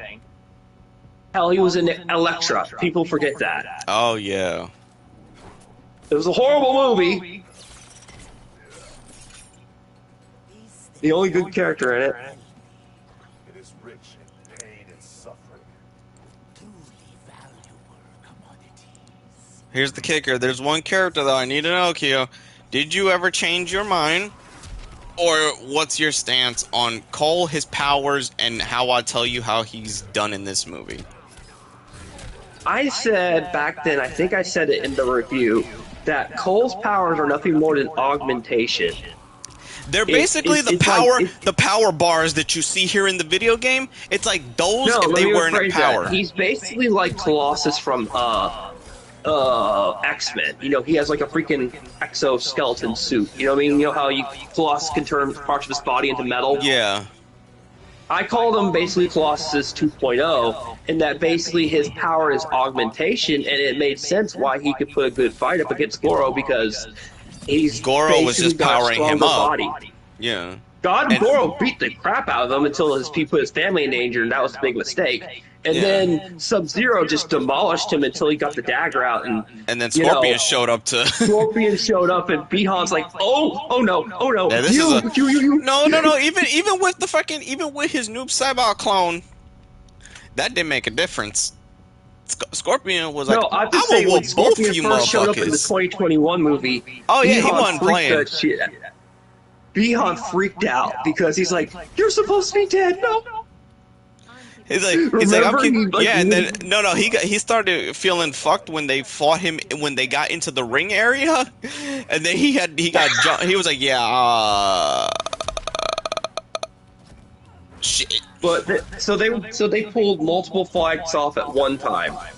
Yeah, in this one, because remember, it's the Shadow Clone and the it's Noob Saibot and the Shadow Clone. So the Shadow Clone is fighting Johnny and Kano, while actual Bihan Noob is fighting Scorpion. And even with his new power, Scorpion is still saying this is not enough. It's not sufficient. He's whipping his ass. Like, the only Noob can only beat fucking Johnny and Kano and them, but he's still Scorpion is like, motherfucker. Was he built up good for a mid boss before we get to the Shao They were Kahn saying, fight yeah, that's going on as well? they were saying, yeah, they were building up to him being the, because one of the best fights in the movie is Liu Kang versus Revenant Kung Lao, because it's on the portal stage, the spinning, like, you know how you hit in the background. You told me they basically took set pieces from MK2 and 3 and put them in there. Mainly MK2. This one's mainly MK2 set pieces. Yeah, that was the main set piece. And holy shit, Liu Kang and this one, yeah, you could tell. Did they use the set piece where Shao Kahn's sitting on the throne and you're fighting in the temple thing? No, they didn't use that one. Damn, I was hoping to see a mocking Shao Kahn popping his mouth off. That's exactly what I wanted. No, he does. Okay, see, this is another thing. And does he do a variation of that kind of thing that we kind of want to see? We don't get him in the area of sitting on the throne, but does he pop his mouth off in some form of a fight? Pop up and start popping his mouth off? I'm not saying this is another thing they do in the movie, which is like basically you're taking video game animations and mechanics and making them real. In the movie, before anyone gets into a fight in the when it's their rounds, okay, the way it's structured, you can tell that there's 5 indicators in the sky, like energy indicators. They look like they're not Kamidogus, but they look like Kamidogus. And it's supposed to represent, there's 5 blue ones, 5 red ones, which obviously is our world and Earth realm. So, it don't matter where you are. If you're chosen for the tournament, because, you know, Johnny would have first, in anything, he would be like, I'm out, fuck this. He was at the bar talking, obviously, to Ed Boon. In the movie, talking to Ed Boon at the bar. What happens is, okay, you know how when you play a Mortal Kombat game and you're on the character select screen, and you know how every character looks like they're in a box, their head is in a box, but you see the little indicator, how sometimes like a gold indicator that circles around the character, or like you'll see like obviously a little light that tells you, oh yeah, you selected the character. Any character that is selected for their round to fight gets covered in that little energy outline. Like, wait a minute, did I get selected? And then it's like they got clicked. And then they get teleported to the arena that they're fighting, and they're like, wait, what? And then before the fight starts, before you hear round 1, fight, you hear fucking, they talk shit to each other before the fight starts. I was like, they're going all banter.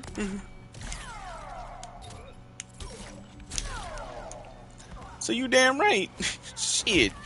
It's wild. I can't hear you. What?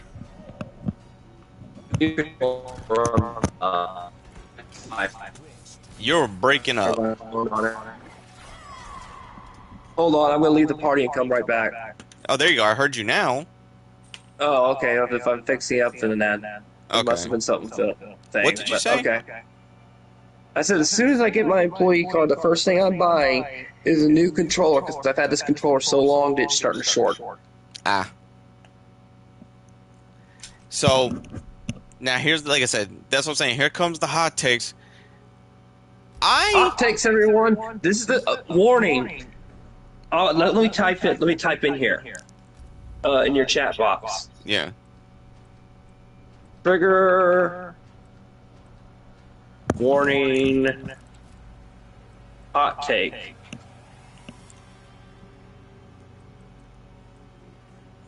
Wait, So this first, like I said, this first part, we were just giving hints of it, but no, now it's going to be dedicated because we're going to break down. I want to break down specifically because I'm going to tell Kyo how now this happens in the second movie. So, even after the first one, do you feel that you're like, okay, if you gave Cole even though he's not the main character of the second one, even if he was a supporting character, would he best fit the... I even said back then he needs to be a support. They should have turned him into a supporting character. Yes.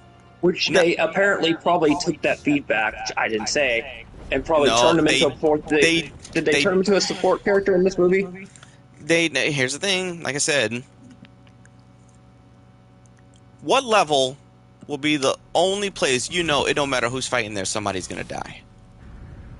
The kick you off the bridge level? No, that was in the first movie. Well then the Deadpool. The Deadpool, the fiery pit level one. No, that's when we're gonna get killed.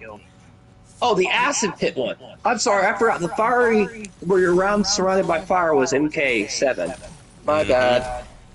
I forgot. This one here. Cole got thrown in acid. He got fucked. No, we actually got to see more manifestation of how his powers worked, and they were cooler. They were much cooler now that he's more trained with being able to access his ability. Did they do a time skip, or did they jump straight into the fight? No, the tournament is, I think, another year away. It was another year. No, I said did they do it like a training montage or time skip or whatever? No, when Johnny got in. No, when Johnny got recruited, when he got brought to the temple, you see Cole, Jax, and Liu Kang were like already sparring. But I think it was about a year. There's been a year. Some time that's passed since the first movie.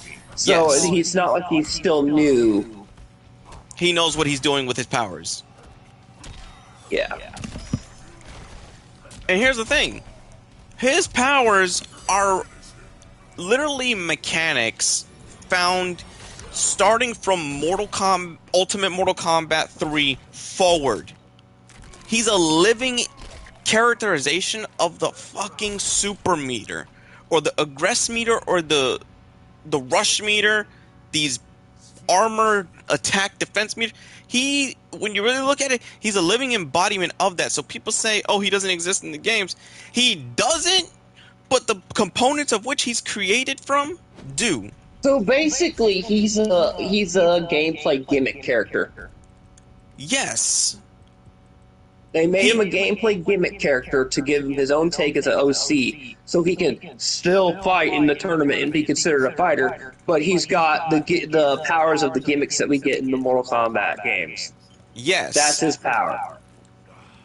Basically. That's not that bad of a power. I mean, you're just basically giving him somebody a gimmick. And the thing is, his power distributing ability is really and he's not just a one-trick pony. He's got multiple. Exactly. You know what he remind. You know what his powers will remind you of. And I know it's wild, but we all did it. When you play Mortal Kombat Armageddon, and you unlock the first 4 or 5 base powers of Taven, you know, that fire push, that fire punch, and basically all that stuff that used with fire. Cole's was not like normal fire. His energy looked like kinetic fire. And the thing is, the way it looked cool. Like Khan, obviously he fucked up by rushing at Khan quick, and Khan hit him with that. He did the hammer swing from the game and threw him right across the to the wall. Khan did his move. That's how he died, because of the hammer. It is how he died, but the way he fought Khan was, if Khan didn't have the amulet. Wait, did they use Khan's one-trick pony death trick for how they killed Cole? I'm gonna explain. Pulls out the hammer out of nowhere and he kills you. No, the hammer is his main fucking fighting thing throughout the movie, besides his hands. He don't pull. Oh. No, he don't pull out of nowhere. He drags that bitch on the floor to let you know it's coming. Like the damn executioner from Resident Evil 5. That's how he wields it. I'll be like, yeah, damn, bro, just hold it. And I mean, like, you dragging it. That scared the fuck out of me because that's the one thing that actually what scared me about Resident Evil 5 is when I would hear see that thing dragging because I would hope he would hit you first.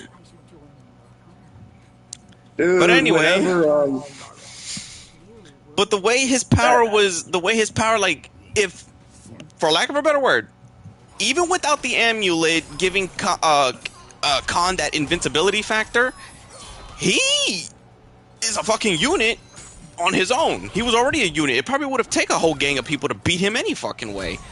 But if he didn't have the amulet, the way Cole was giving him, like, they were 50-50. Because Khan didn't know how to fight powers like that, almost. He was like, okay, this is new. In his mind, he's like, yo, I'm with it. Okay. Like, if Khan didn't have that power, he would have had a fun time fighting Cole. Because him and Cole were going back and forth on that pit stage. They're back and forth. I was like, okay, if you're gonna send Cole out, you didn't send him out there and he got killed in 2 hits. He fought. But that leaves a massive plot hole because then you just have to drop his family subplot. And there's a way I said that they could retcon this in the 3rd film if done carefully. Christopher Barker's here. Hey, I know you're here. He's been MIA for months, years, deaf. Talking about how greatness the Mortal Kombat movie is, but we're giving the hot takes version. You missed the good part where you could have bitched at us. Now, but anyway, Cole dying was kind of foreseeable because this is how he. So much. But here's the problem: this is how he died. And this, you're gonna say, okay, that's petty. They could have at least sent him out in a way that was, and you'll understand why I said that they could have just changed this fight to having Jax be the one to show Khan's power by demonstrating it. Because I think Jax would have even been a far better way for him to. It's 2 big men. Nothing is scarier than seeing one real big man overpower another big man. Now, Cole, you know how wrong that sounded in 2026? Fuck 2026. Anyway, Cole fucking stabbed. Listen to this. Cole fucking did a this probably would have been his fatality. He fucking sliced Khan through the throat, popped the Tonfa right through the center of his chest, through his center heart mass, then created a fucking energy kinetic ball. He can actually now use the energy that gets, when he gets hit and it goes into his suit. He could distribute it into something that looks like fucking key attacks. He did a fucking explosive death wave on Khan. I'm gonna say that again. Cole is a fan of fucking Demon King Piccolo. He did an explosive death wave in front of Khan's face. I was like... They're like, yo, Cole is like, look, if you fans want me out this movie, you better fucking fight for it. I mean, damn. They weren't sending him out without a fight. I think that fight is up. You can actually see that fight. It's on YouTube, Keo. You can tell me right now your fucking opinion on that. I ain't spoiling the whole movie before I see it. No, don't spoil the whole movie, but you won't know when this happens. Cause I'm not gonna tell you when it happens because you ain't damn sure ain't gonna know when the fight happens. I want to see his death, see the build up to his death. Sorry, I know he dies, and that's kind of how it's gonna go. But no, but then the hammer thing, the hammer bullshit. That's how he went. After a failed fatality, which would have been the fucking fatality, Khan healed, choke grabbed that motherfucker, body slammed him. Cole didn't even get a fucking chance to defend himself. Khan slammed the hammer right down. Cole tried to grab it. Bop. Damn. And then, no. If that wasn't bad enough, here's the petty part. He then used the axe to push Cole's body into the acid. You can tell that was not a genuine way of getting rid of him. That was just a fucking petty way to be like, all right, look, we did it. Can y'all shut the fuck up already about it? Right? Just tell me that you know that damn well that's what it sounds like. Sounds like that, but to me, I'm more of a, yeah, it's gotta happen anyway. That was some petty shit. Now here's the part where I said that this is how they can bring him back. Even if his body's thrown into the acid, it is shown that Quan Chi can resurrect the dead no matter what state they're in. And guess what? Oh yeah, you can bring him back as a film character. Yay! No, they kidnapped Raiden. Kidnapped Quan Chi, so he's gonna be forced to resurrect. Because they fight Khan again, and Jax does get it from him in the film. Jax does die. He gets it too, but the shit is, it should have been in reverse. I think this is how they should have did it. Fuck it. If you're gonna kill Cole, this is how they should have did it in fucking reverse. Have Jax be the one in that fight to demonstrate that immortality shit on Khan. Khan deals with Jax.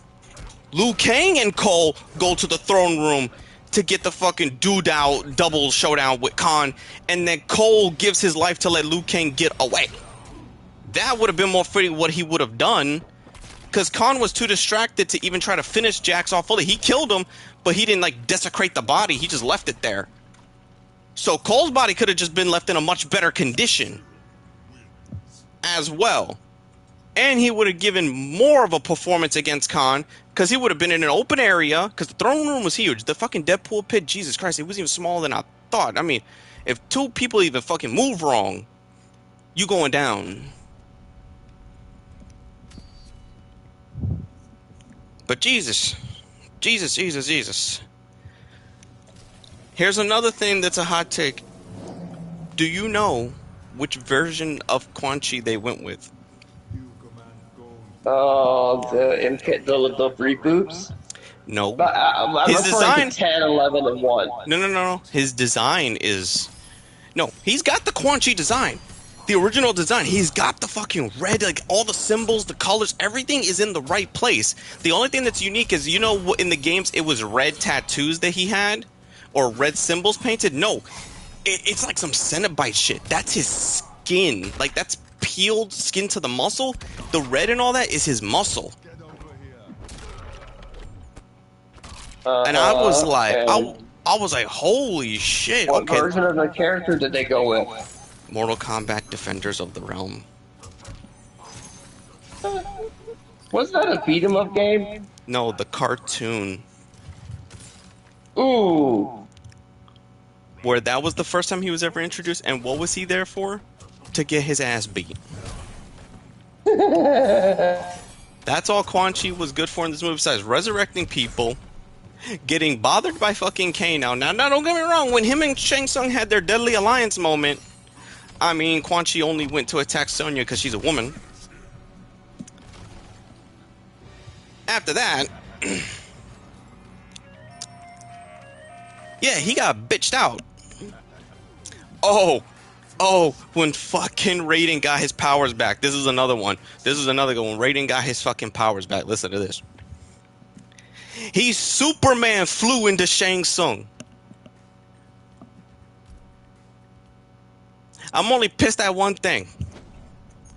They didn't put the ya when he did it. But they gave Scorpion his original "get over here" sound. They gave him that one.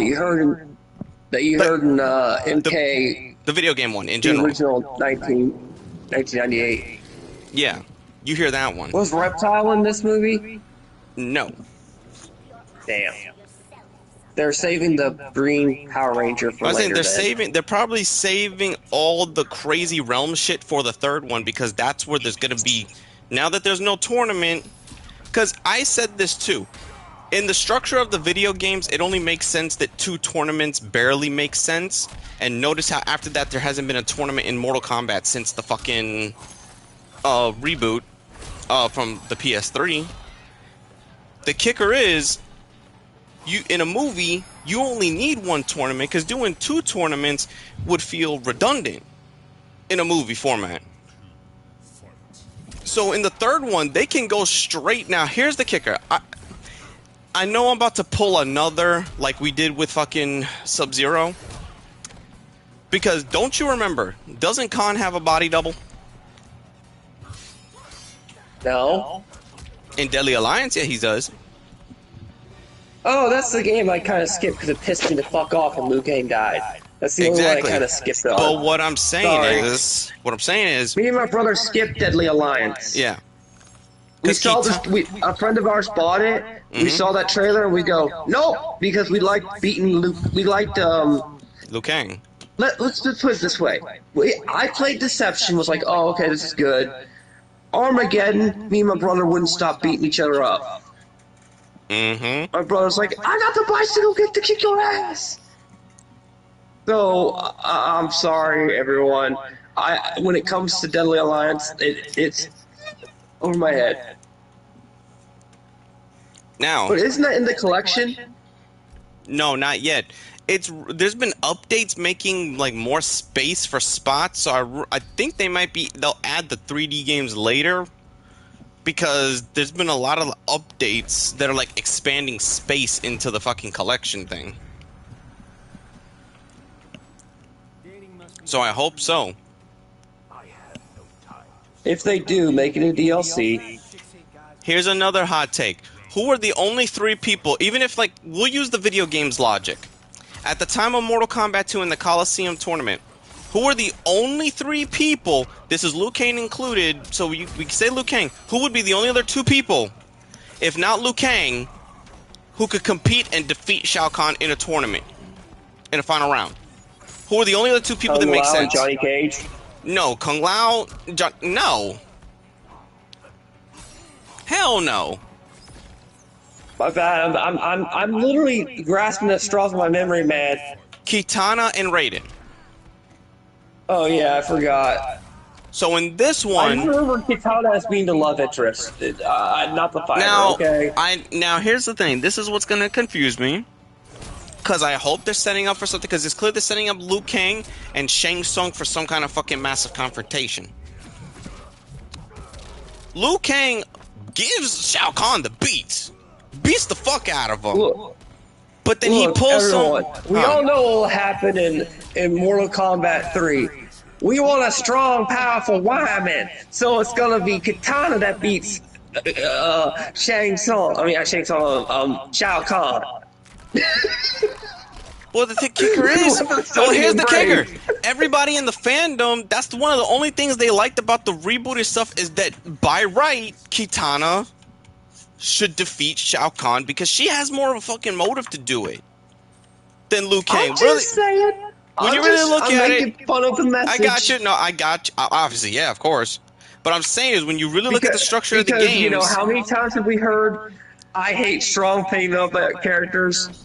So, but yeah, in this movie, which I've heard of the Shao Kahn, you know, like you said, where Kitana fought Shao Kahn or something in this movie. She fights him at the very. She gets her round with him at the end. Yeah, and no one's bitching about it. No one's bitching about strong, powerful Wyman. No, not because it makes sense that she is one of the only 3 that could fucking fight him. That's just really what it is, because she's done it in the games. So it makes sense she can. So it's already established she can do it in the game. So there's nothing wrong with her doing it in the film. Raiden, since they went out their way to show you that you don't need a thunder god to do shit in the movie. Like Raiden is just there as an advisor all the way through. The only time he gets into action is to put hands on Shang Tsung.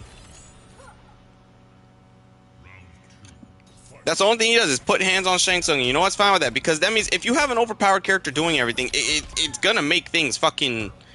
You're gonna be wondering, well, why can't Raiden do this? Why isn't he interfering here? The situation he's putting in this movie, it's like, oh, yeah, makes sense why he can't interfere. And it's also done through a cheating, which is Shang Tsung. Cheating. It's what he does. He's a cheating chink.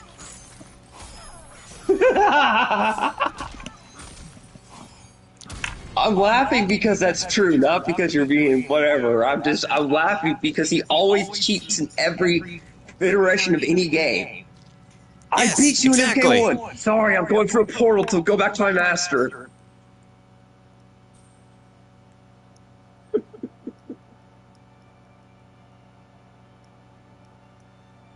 But look, everyone, don't stop being racist. That's actually true. Lore-wise, look up your Mortal Kombat. Lore-wise, that is so true. That is what he does. Fucking, you can't have no shit. Like, He even does it in this game, everyone. he does it in every game he's in. Mainly in mainly in 11. 11 is his most shiestiest shit he's ever done. Yes, Lord Shao Kahn, I have the crown. No, the crown is mine.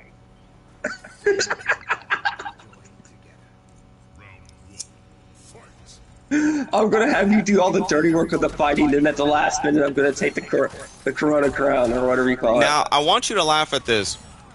The movie ends with Johnny Cage sitting at a fire, telling the story of the movie's events to a group of Tarkatan children. And guess who's sitting in the crowd with them?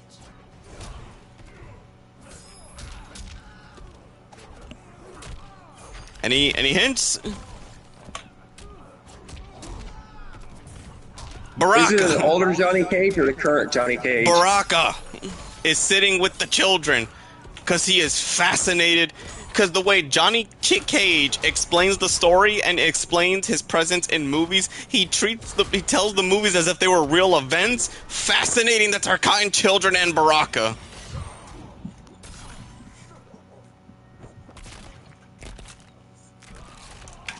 Baraka is like, you must be a fighting god. My God, Baraka.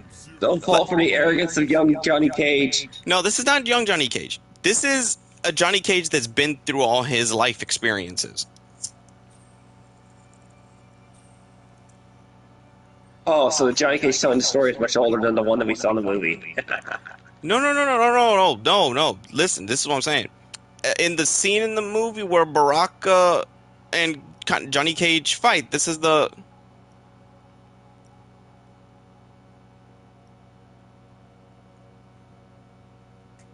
Yeah? Hold on a second. Oh my goodness. Give me one. Real world problems, everyone. John can never escape them. They'll always find him. I can never get away from it, but I got it. Anyway. What was I saying? Refresh my mind before I forget. Baraka, never mind, I got Johnny it. Cage and Johnny talking Cage about to Baraka's children. So the funny shit is, like I said, this happens towards like the middle semi-end where Baraka and Johnny Cage fight, and then they become, Baraka's like, you guys beat me, I will, and I can do one mission for you guys. Baraka gets some fucking kills in with his blades because he helps sneak them into the fucking palace, and he keeps his word. He's like, trust me, ain't nobody gonna find out. You let me here, just, can you give me a rematch one day, Johnny? And he's like, yeah, sure. He's like, great, I'll be waiting for it. Then he goes back to the camp. I'll be like, all right, but then the movie ends where then you see this is after the movie's events, like a few days after the end where Shao Kahn's defeated. He's talking to the Tarkatan children and then Baraka, and he's talking to Baraka, but the way, like I said, Johnny Cage portrays it like he was the one who did everything. He pulled a Hercule, basically. He said he was responsible for the victory and everything. He pulled a Hercule. But Johnny Cage was also telling the story of his movies as like his real life events. And since his movies are fucking insanely retarded, but to Baraka and the children, he was like, these are some godly adventures. Holy, he basically became Drax for a minute. It's like watching Drax with blades and teeth.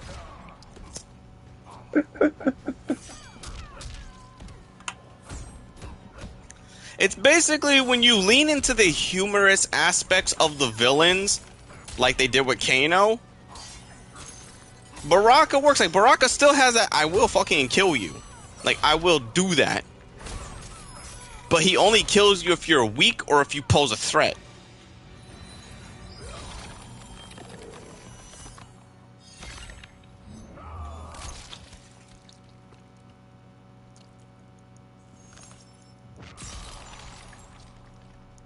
Fatality. Sub-Zero wins.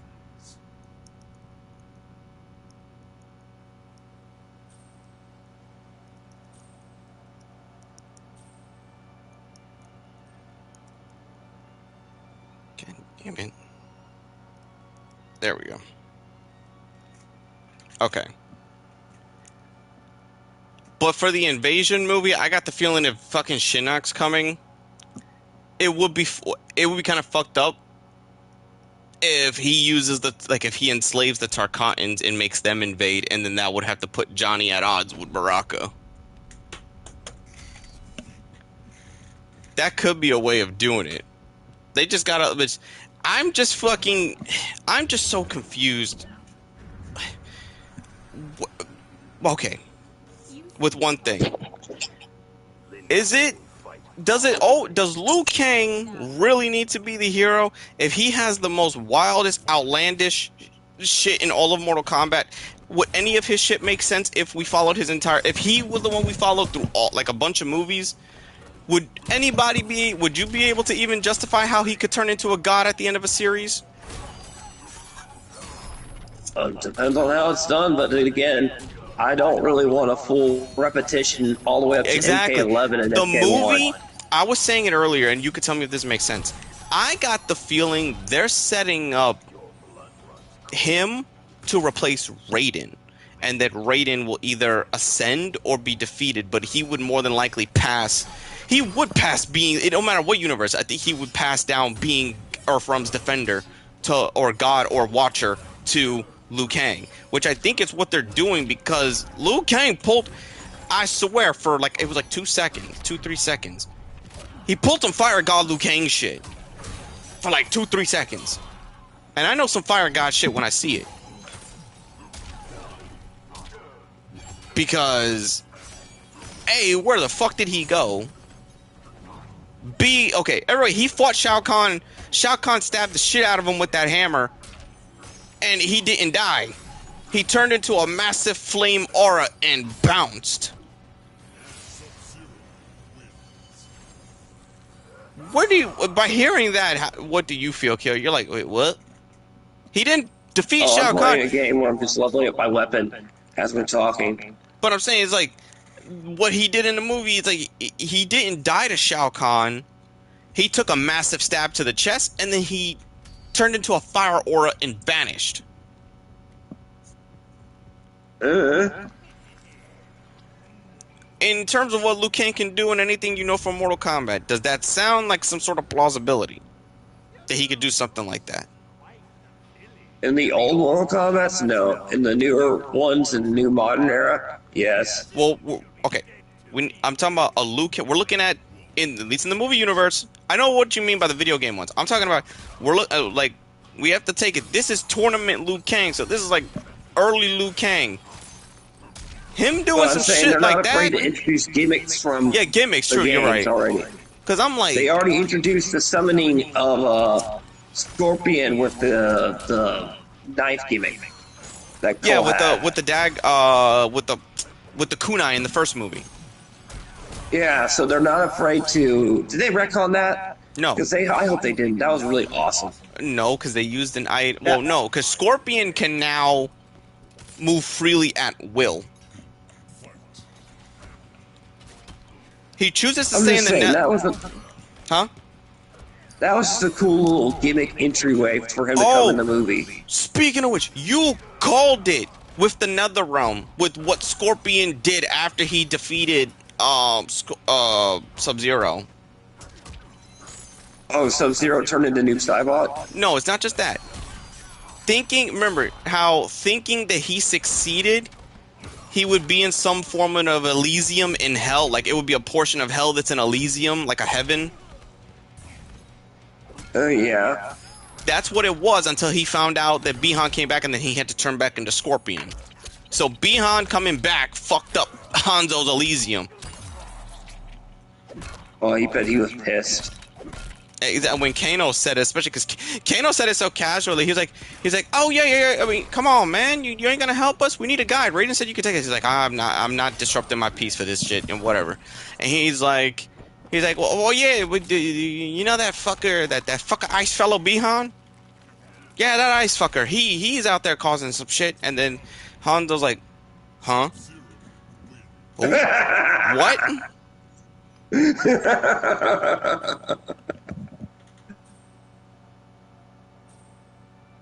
They got a great actor to play as Hanzo, so that's why I had a lot of faith in Hanzo in general. You know, because the actor they have playing Scorpion is a good actor. Yeah. And that's another thing, another way they could bring Cole back is that if Scorpion defeats Bihan again and then he can't come back and then he goes to the afterlife permanently, who can be a Hell Spectre?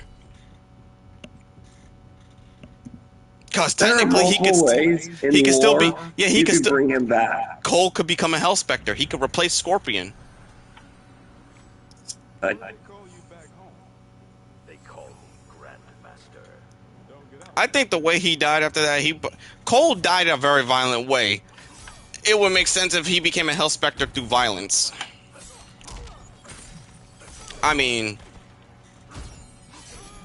the way he went, like I said, that was just disrespectful. There could have been a better way to do it. You could have killed him and still made him go out a proper way by just swapping the fight, by having Jax be the first one to fight Khan and then have Cole fight him in the throne room with because like I said, Jax held Khan off so everyone could get away. That's what I'm saying. If you would have just swapped out and had Cole do it, it would have had the same result, but I think a better effect because, like I said, Jax is a huge motherfucker, and now he's more well versed in his strength. Everyone knows who hated Cole. That was fan service for the ones that hated Cole, basically. Yeah. From what I'm getting, it was like, okay, y'all fuckers, you hated Cole, here you go. Nah, but we're going back to making the movie we want to make. Here you go. We'll tease you one thing. But we're going to make Cole badass before he goes.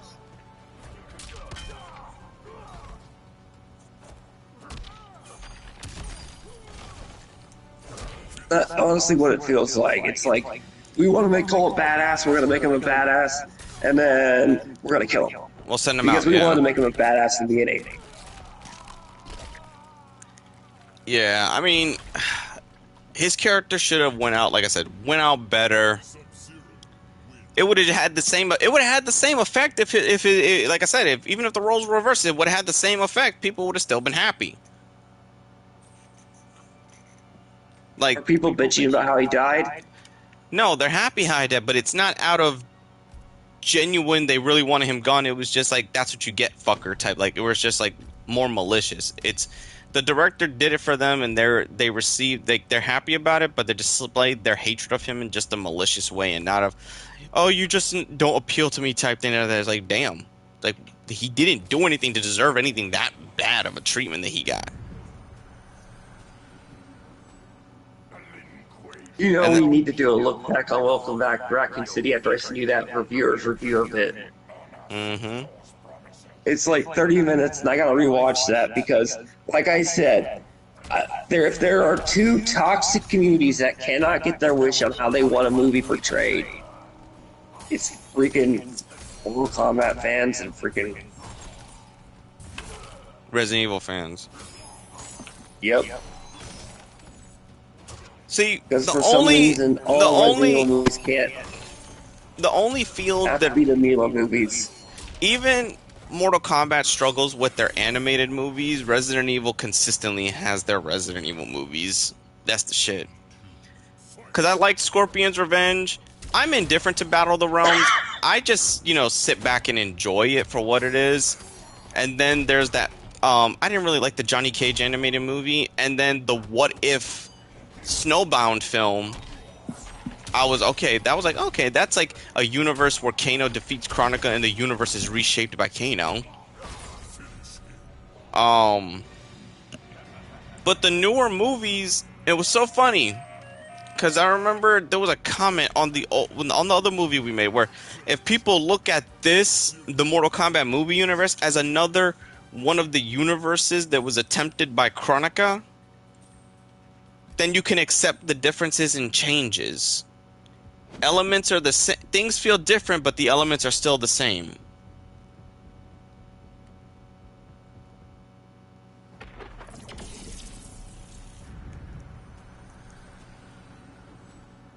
you recall being a revenant?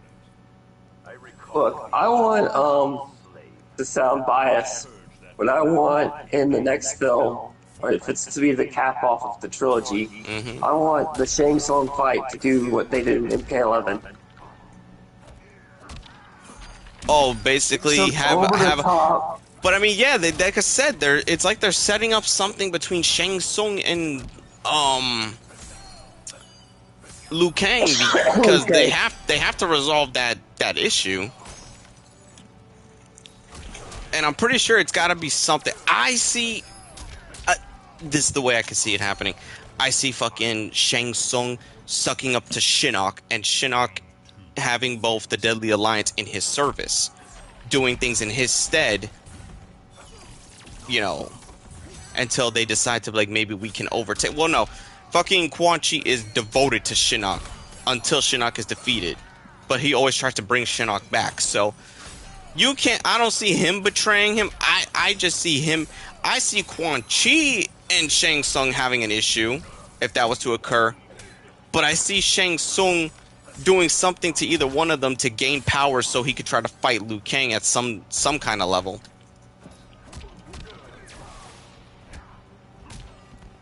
That's like the only way I could think that they could go with that particular part.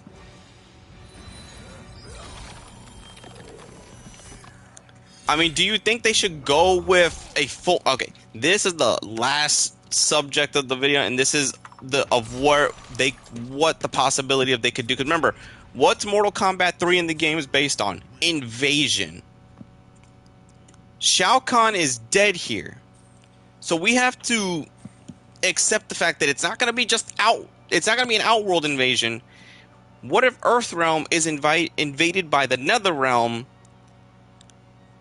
and Outworld, which is Katana Realm now, and Earthrealm with their warriors have to hold off an invasion from the fucking Netherrealm and Shinnok? But that's the thing. Would the Elder Gods get involved because there's no tournament? The Elder Gods are dicks. No, I know, but since there's no tournament, if Shinnok Do the tries to Elder Gods invade, care what happened in Mortal Kombat 11? No. The Elder Gods are dicks. But you know the movies versions, they're gonna try to they would make them do something because they already set up the rules as if, you know, you have to win Mortal Kombat to invade the realms. In the movie verse, they always try to whitewash the Elder Gods and make them look like they're justified good people. They give them the Doctor Who treatment. They're really they make them look like a good person, but really they're dicks. If you don't know what Doctor Who is, look up the 10th Doctor and the 11th Doctor.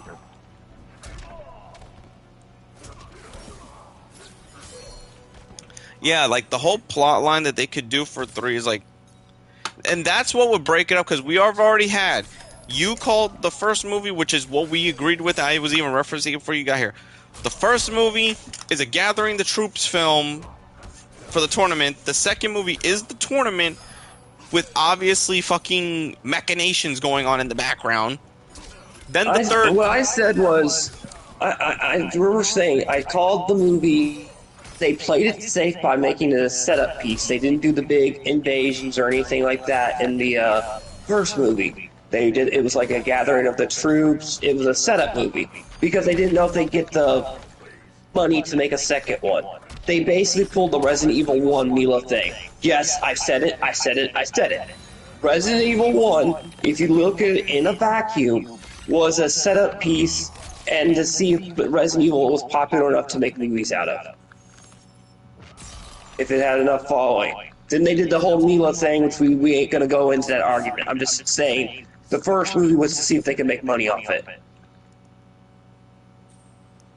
Yeah, basically. Because they took way too many liberties in that storyline. But again, the first movie was a setup piece. The second movie, we got the payoff with the invasion. And the third movie would have to be something big. It needs to be some kind of payoff you're probably gonna have to watch the movie 2 or 3 times to figure out what foreshadowing is there in the movie, or I'm gonna have to watch it and analyze it and rip it apart. Because I'll look at it as a writer level, probably spot shit that you didn't do like you did last time, because I saw it like 2 times. And on the first try, I saw the necklace, and I called it out. That's a First watch. Remember you said, "How do you? What are you talking yeah. about, Keo?" I was like, necklace, necklace, necklace. Hannah took the necklace. That's gonna be a plot point. There's only one leader here. All right, I think that's all much I have to say about the movie. Keo's got to finally watch it. There could be a follow-up if he watches it, but that'll be a little bit away. That'll be quite a ways off because I gotta play MK1 and then, which I just bought and for dirt cheap, and then do a stream with you talking about how bad this game is, whether it was worthy of the hate or not. But from But how we'll follow him somehow.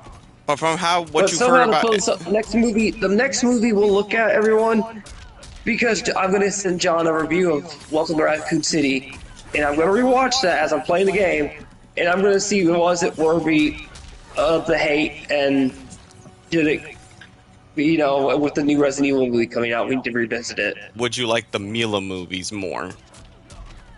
Oh, ugh, those were garbage. The only two that were Exactly. good was the first and second one. And you're even pushing Everything it with else is that. garbage. Look, the second one was a cosplay thing. That was a I accepted cosplay, it for. I accept the second movie for stupid fun. I don't look at the movie seriously in those. I don't. I look at it. There's Nemesis. There's the liquor. There's this. There's this thing from the first two games, and then because I remember in the very first movie, the liquor was the payoff for the whole film. I hadn't played a Resident Evil game until I saw it in theaters, and my friends literally sat me down and made me play the mansion, and the whole thing, and then play part of not Raccoon City, Resident Evil 3, where liquors appear the most. Mm. And they said, that's why liquor's threatening. And the okay. next video game movie that I have to look for is the next Resident Evil movie and Street Fighter to see how those turn out. Well, I've watched all the Street Fighter films. I can remember those. The last Street Fighter film I watched one time, and I burned it. I burned it and smashed the video. No, wait, that was it Street Fighter I did that too? Or was that the Halloween movie I did that too? Where I took it outside and broke it with a hammer. It might have been a Street Fighter movie. The Rise of Chun-Li. Oh yeah, the Rise of Chun-Li. And from That's the Street what I'm talking about. Oh man. I'm not We talking can- about the cheesy. To me, it was a Tuesday. No, Yeah, that's great. Raul Julia. The Raul Julia Oh, one, I yeah. get what you mean, yeah. And the Rob Van Dam as Guile, and the woman who plays Mulan as Chun-Li. Yeah, but the Yep. Rise of Chun-Li movie was god-awful. But, yep, that's all I gotta say about Mortal Kombat 2. Hopefully, like I said, Kyo's gonna see it at some point. From what he's heard, he's probably like, Jesus Christ.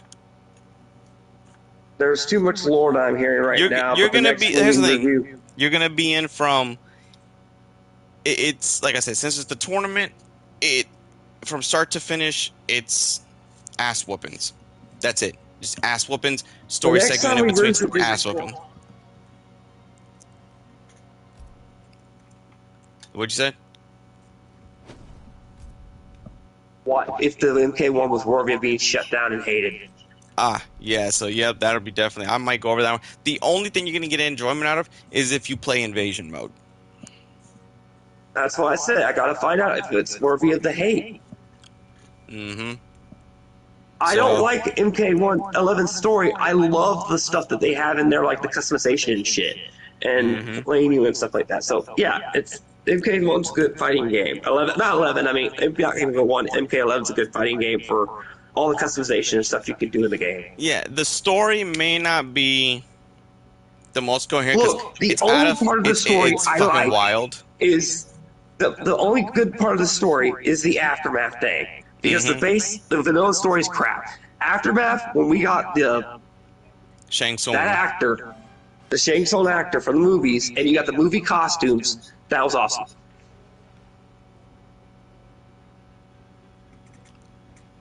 Alrighty, everybody. So just keep an eye out next time for anything me and Kyo do. I am going to get off here because I got some shit that I need to handle because life is summoning me.